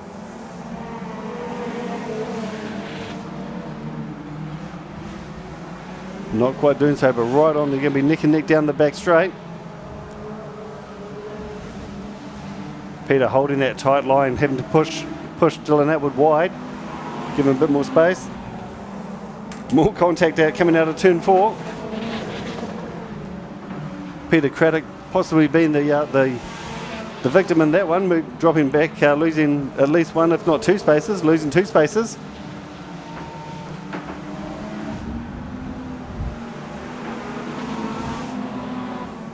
Living step down, 1 to go, white flag out. Brett Hackett, 434, showing us how it's done. Coming down into turn 3 and 4 to take the check flag this time round. Brent Hackett, 434 up front. Dylan Atwood, 23 in second place. 33 of Tyler Wright. Big spin out across the start-finish line. The 115 Trinity short. Sideways across the start-finish line. But that's how it's going to be for the production for saloons. The Group 1, Brett Hackett, race leader 434 in position 1. Dylan Atwood, 23H in second place. Tyler Wright, 33 in third. Fourth place was Mark Levin in 25H. Charlotte Martin, car number 9 in fifth place. Peter Craddock, 63 in sixth. Chris Marks, 15H in seventh. Eighth position, 92R. Liz Courtney, Zach Manuel, 61R. And Stephen Heyman Pin in the 99, round out your top 10. So that's how it's going to look for Group 1 of the Phoenix Middleman Recyclers Production Saloons. Great to have them out there. Big round of applause for Brent as he comes around with the checkered flag. Well raced and well fought in that race. Meanwhile, more water being put down on the track. I think that's going to keep Red pretty busy throughout the night, or the day and the night, is getting water onto this track. Yeah, complete opposite from last night, isn't it? We couldn't stop the water getting down onto the track last night. It was we had the odd drizzle, but generally, yeah, when it rained, it wasn't for very long. But man, it rained heavy. That one shower just did it, didn't it? It just laid it all on there.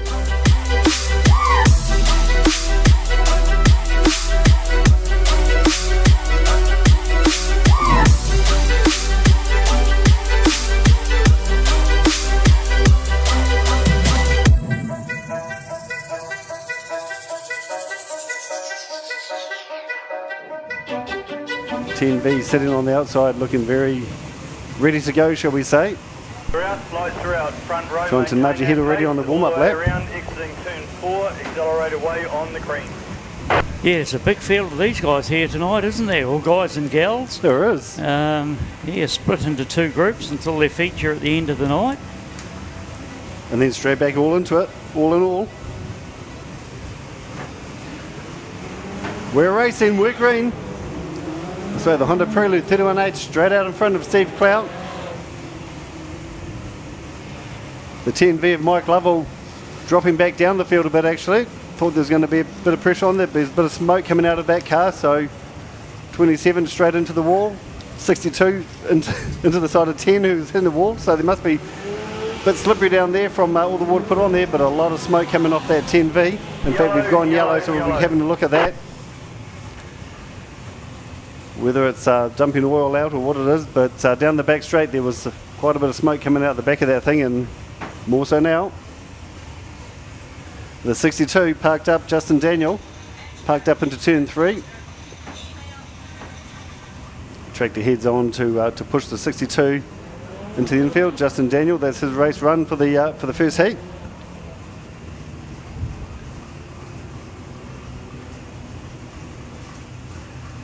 Actually, no, the 10V, Mike Lovell's proved me wrong, he's back out on the track, so... See you, if you're okay to carry on.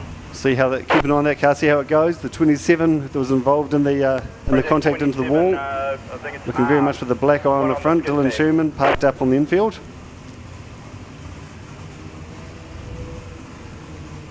After this, we're back into the Garage 16 New Zealand Modifieds with Group A versus Group C. You hear them in the background getting ready. love that sound. Yeah, certainly super stocks, modifieds, that sort of thing. Yeah. Anything with these grunty V8s and sound beautiful. It's what a race car is supposed to sound like. Exactly. Hey, once again, big shout out to all you guys that are here in body and also on the live streaming. Welcome along. It's been awesome, but hey, we've got a big night ahead of us, so let's not dwell on that, and we're just going to have fun. No, like I was only sort of down here just to help with the bigger nights, and this is probably the last of those, I think. There may be the super stock teams meeting scheduled for May. Yep. They can get some teams together, obviously, but right now we're back into the production saloons. Yeah, back into it. We're racing. So now that will be a good meet if we manage to pull that off. But Dylan Sherman, car number 27, out in front, showing us how it's done at the moment. Steve Clout doing all he can to catch him, but that 10V just keeps fighting back. Mike Lovell still got the smoke coming out the back, but he's up in third and trying to make a pass on the outside. Longest way round is the outside of the track. But meanwhile, Dylan Sherman up front and enjoying it. Mike's making the pass now down the back straight. Can he make it stick out on the wide line? 34 of Steve Clout fighting back on the inside, getting that prelude as sideways and wide as he can. Mike Lovell makes it though, he makes the pass up into second place. That's where the action starts, so second, third, fourth, and all the way back through there. Steve Clout in third place, Brian Jackson in fourth, Hayden Miskell in fifth. But Dylan Sherman just out on a Sunday drive, making it look like that anyway. Showing us how it's done. Put into second gear and just put the foot to the floor. You've got the 48 further down the field, the 48 of Dave Pinkleton, 48H, making a few passes on the outside. Steve Clout pulling into the infield, so obviously issues there, so the 31's pulled off into there. Coming round, 5 laps down, 7 to go. Dylan Sherman, Mike Lovell, Brian Jackson, Hayden Miskell, Dave Pinkleton in your top 5. Then Wester Jagged, Martin Courtney, Sarah Pearson, the rest of the field. Dylan Sherman starting to put eyes on the tail cars now. Coming up to lap them. So now the lap traffic starts to come into play, whether it's going to slow him down any or whether he makes the pass. Yet to be seen, but 7 laps down, 5 to go.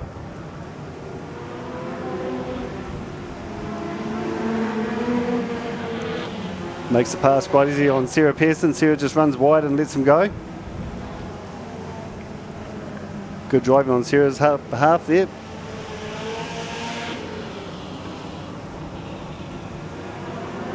Second and third is where the battle is at the moment, with the Mike Lovell in 10V and Brian Jackson in the 68H. Brian having a look down the inside, on the outside, wherever he can.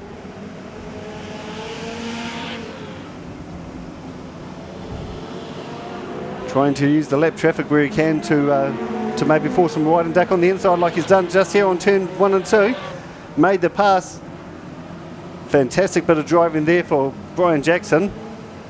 Pushing Mike out wide. Past the lap traffic and ducking on the inside.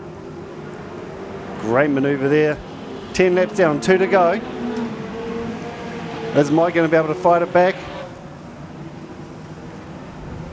Doesn't look like it now. Brian Jackson pulling away in second place. White flag out, 1 to go for the 27H of Dylan Sherman. Brian Jackson, 68 in second place. Mike Lovell in third. Hayden Miskell and Dave Pinkleton, 4th and 5th.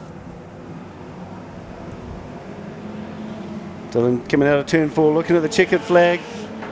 He takes it, that's it. Almost a Sunday drive for him, as I was saying before. Shows how it's all done out there. Dylan Sherman, car number 27, first place. And a great drive, but the battle between second and third for Brian and Mike, that was fantastic. Some great driving there to make those passes stick. So looking at positions, first place, as I said, Dylan Sherman, 27H. Second place, Brian Jackson, 68H. Mike Lovell, 10V in third. Fourth place, Hayden Miskell, 47W. Dave Pickleton, 48H in fifth. Ray Jagged 48V. In 6th, 7th place 444R of Dan Weston, Craig Martin 39H in 8th, Brooke Courtney 91R in 9th, and Karina Martin, car number 8H, running at your top 10. But as I say, fantastic drive there for Dylan. Big round of applause as he comes around. And after that, I can hear them firing up now. The Heat 2 Group A versus Group C in the Garage 16 New Zealand Modified.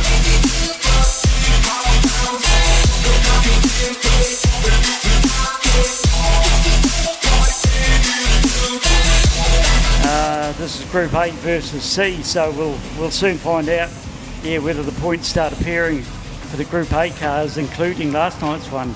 Okay, just looking at the grids on pole position, we've got the 22C.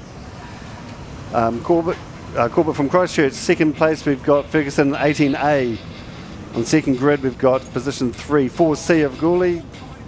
Jason Kailyn, 12S in fourth position, 68H Cody Harter on grid 5. Grid 6, 16W of Lewis. 1NZ, Luke Brown, position 7. 8th is Blair Lunscombe, 26S. Looking through, we've got, on the last line, we've got 3NZ of Mitchell in position 9 and 199, Samantha Lane in position 10 on the outside. So that's how it's going to run for this race. And yeah, as you say, starting right from the back. So Luke Brown and the 1NZ started from grid 1 last night, but only finished up second to the 2NZ. Yep. So he's going to want to go forward a little bit in this one. He's starting on the 4th row in the yellow 1NZ. Can't miss that one either. Awesome, can't miss that one. We've got the line down, the lights are out. We're going to be racing in a few seconds. We're racing. 1NZ straight on the gas in the corner and just chucks it sideways. But it's the 18 of Ferguson, PJ Ferguson out the front at the moment. Looking at those little front wheels darting from side to side, looking for traction. Got the 12S going wide of Jason Kailyn running wide through turn 1 and 2, but he doesn't mind being out there, quite happy sitting wide. Hard on the gas, moving up into third place. PJ Ferguson, 18A, first place. Hayden Corbett in second, and Jason Kailyn, 12S in third. But the action back further in the backfield with where they're going 2, 3 wide through 1 and 2. 1NZ coming up on the inside, 3NZ on the outside. As I said, he's got a bend in his bonnet, so he's the car to watch at the moment, and he's proving everything he can. Running real wide, going real wide through turn 1 and 2. Hard on the gas, he manages to hold it, but does actually lose a position in that. That was too wide on that, cooked it through there. But PJ Ferguson, 18A, 4 laps down, 8 to go. PJ showing us how it's done at the moment. The 22C of Hayden Corbett in second place, and the 12S of Jason Kailyn in third. Blair Lumpskin, 26S, running wide out of turn 2, dropping back a little bit. 3NZ almost touching the wall coming out of turn 4. He's definitely doing everything he can to catch up and make passing. Got 1NZ and 3NZ having a battle at the moment through turn 3 and 4. 3NZ going wide, drag race down the front straight, but no, 1NZ shuts the door. Luke Brown says, sorry mate, not today. You need to do better than that, Jacob, to get past me. Midway through the race, 6 down, 6 to go. Jason Kailyn making the pass on PJ for first position, but running real wide. The 3NZ's got round the outside of the 1NZ. Look there, at that. So that was a big move. He likes that wide line. Jason Kailyn drifting real wide out of turn 4 too. PJ Ferguson keeping it nice and tight. Hayden Corbett, 22, making the pass and trying to make it stick on the outside. 3NZ doing all he can right behind him. Cars all over the place in that field for 3rd, 4th, 5th, 6th and 7th.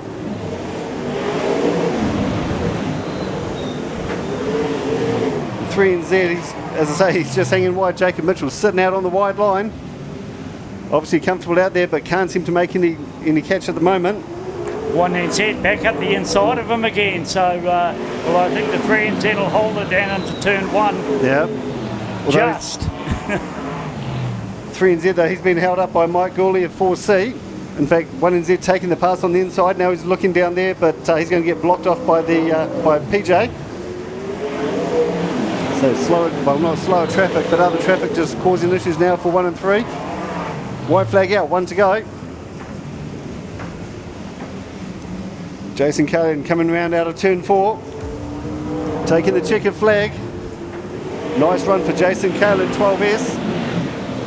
First place, second place, Hayden Corbett in the 22C, but 1NZ and 3NZ were definitely having a race for themselves in there, but looking on the screen, your top 10, we've got, say, Jason Kailyn, 12S in position 1, 22C of Hayden Corbett in second place, third place was the 18A of PJ Ferguson. Mike Gourley, as we were saying last night, never got a title yet. He's in fourth position on 4C, 1NZ, Luke Brown in fifth, sixth place, 3NZ, Jacob Mitchell, Cody Harter, local boy, 68H in seventh, 199H of Samantha Lane in position 8, Blair Linscombe 26S in 9th, and Aaron Lewis 16W rounding out your top 10. And basically running out the field because there's only 10 cars out there, but big round of applause for Jason as he comes around to get the flag to do his lap of honour, because there was some great driving in there to hold that one for himself. Yeah, it was certainly a big drive by the 3NZ, and thought it was a fantastic pass when he actually got around the outside of 1NZ, but then he stuck to that outside line, couldn't make any more ground, and eventually Luke Brown just cruising around the pole line, got back inside him again. Got back in there, yep. I guess it just takes not necessarily slower traffic, but traffic running the same line as you, and if you get stuck behind them, they can just dive on the inside and take two cars in one go. Yeah, well, like Brad Lane explained that, you know, he won from the back in his first heat, but he knew the first heat was when the track was going to be at its best out wide. Yep. So he decided to go for it, and I think you're finding here, even though they're putting more moisture on the race, like it's probably good out wide for about 5 or 6 laps. 3NZ made all that ground up again. Yep. But he probably would have been better off then cutting back in and taking nice and tight, playing it safe. But instead, he actually lost the place again. So it's easy to say from the commentary box. Exactly. But, you wouldn't catch me driving out by the wall in one of these things, that's for sure. Piece of cake up here, no problem. But no, you're right. I'll tell you, if I was behind the wheel of that, I'd be hugging the pole line. That's for sure. Yes. And doing about 15 kilometres an hour, I'd say. No, I wouldn't. Fantastic. So that's how it's going to wrap up for the for groups A versus C. Up next, we're straight into Group B versus F. Technical Welding Services Hamilton are specialists in the transit concrete mixer industry. From chassis drop-off to a full working concrete mixing, the team will take care of the job from start to finish. Full engineering services and general sheet metal work can also be undertaken. Need a quote? Call 07 847 2031 or visit our website www.techweld.nz. Technical Welding Services Hamilton, we are the experts. It doesn't matter how hard the job is, we suck it up and get it done. No matter how dirty our hands have to get, we suck it up and get it done. Suck it up, suck it up, suck it up. Out for suck's sake, suck it up, suck it up, suck it up. Out for suck's sake, suck it up. Suck it up and get it done with suckitup.co.nz.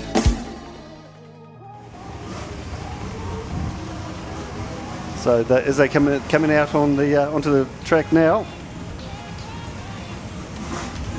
So we've got the 96H of Redfern on pole position on the outside of the 36 WF3 from Wellington. Second row back, Newton Gorge 21S in third position. Fourth is 54 GM of Thompson.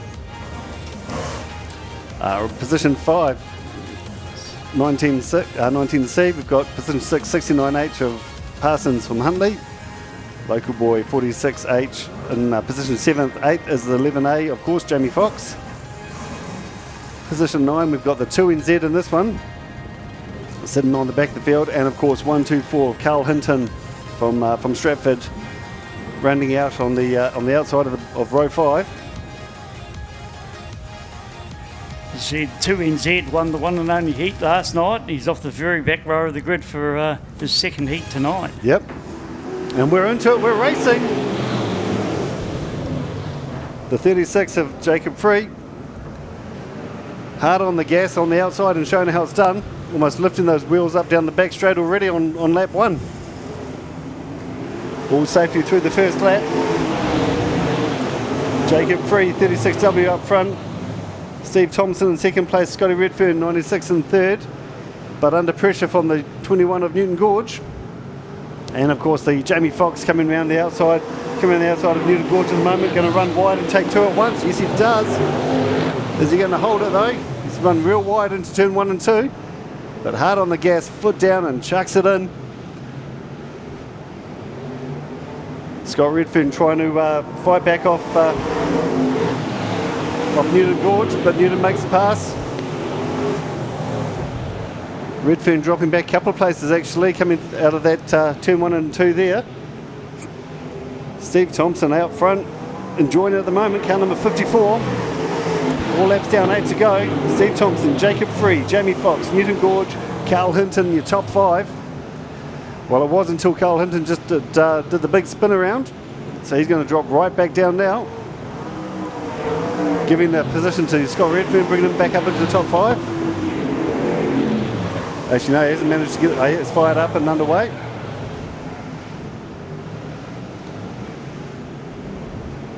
Just checking things, make sure he can get back out on the field. But looking back at it, 6 laps down, 6 to go, midway through the race. Steve Thompson, Jacob Free, Jamie Foxx, Newton Gorge, Scott Redfern, top 5. Looking pretty comfortable at the moment for Steve up front. Dust starting to lift already. Steve running real wide on the wide line through there, lifting up that front outside wheel all the way down the back straight. That tells me he's getting plenty of traction on those big rear wheels. 8 laps down, 4 to go. Thompson, Free, Fox, Gorge, Redfern, same positions, but 6th and 7th is where the fight is at the moment. You've got the 2 and Z of Blair McPhee and 46 of Ryan Turner.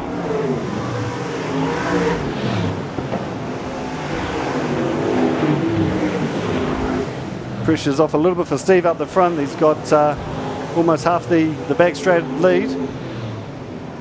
So he just needs to concentrate on holding his line and keeping it down. We're 10 laps down. 2 to go. He's going to be looking at the white flag this time around, but he's still hanging out real wide. They're both going wide. Steve and Jacob choosing to do the wide line all the way around. White flag out this time. 1 to go after this one. Looking pretty comfortable for Steve as long as he holds it all. Jamie Foxx trying to put the pressure on Jacob. With the 54 of Steve Thompson looking at the checkered flag now as he comes down to take it. He's going to do it.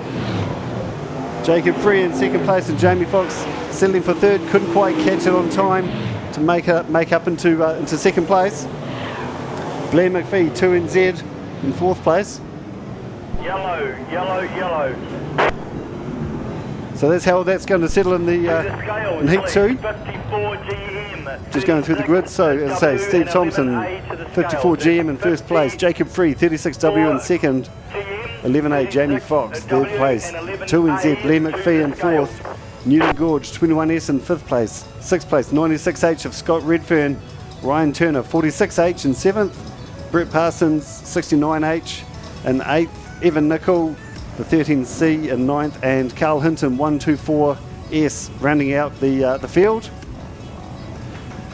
So that's how the points are going to be for these guys at the moment. Not that it means anything at all, because we're not even finished this round yet, but No. Foxy's had a first and a third so far. Okay. Now he came from grid 8 in that one up to third, so that's pretty good move when they've got 5 heats to make the ground, you know. Exactly, yep. If they can make 3 or 4 passes in each heat, they're going to be doing really well. So that first and third to give them 18 points. There's certainly a few on 16 and 15. But we'll have a little bit closer look after this final one. We've got this one next, Group D versus Group E. Group D and E, yeah. So Brad Lane, of course, won that first one from the back.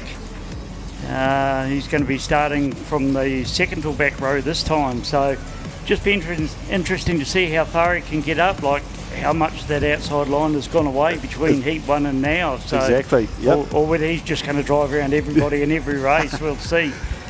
Only one way to find out, but still putting a lot of moisture down onto the track, and as you say, halfway through the race, it's getting dusty already. So they're definitely sucking the moisture out with those massive tyres. Yeah.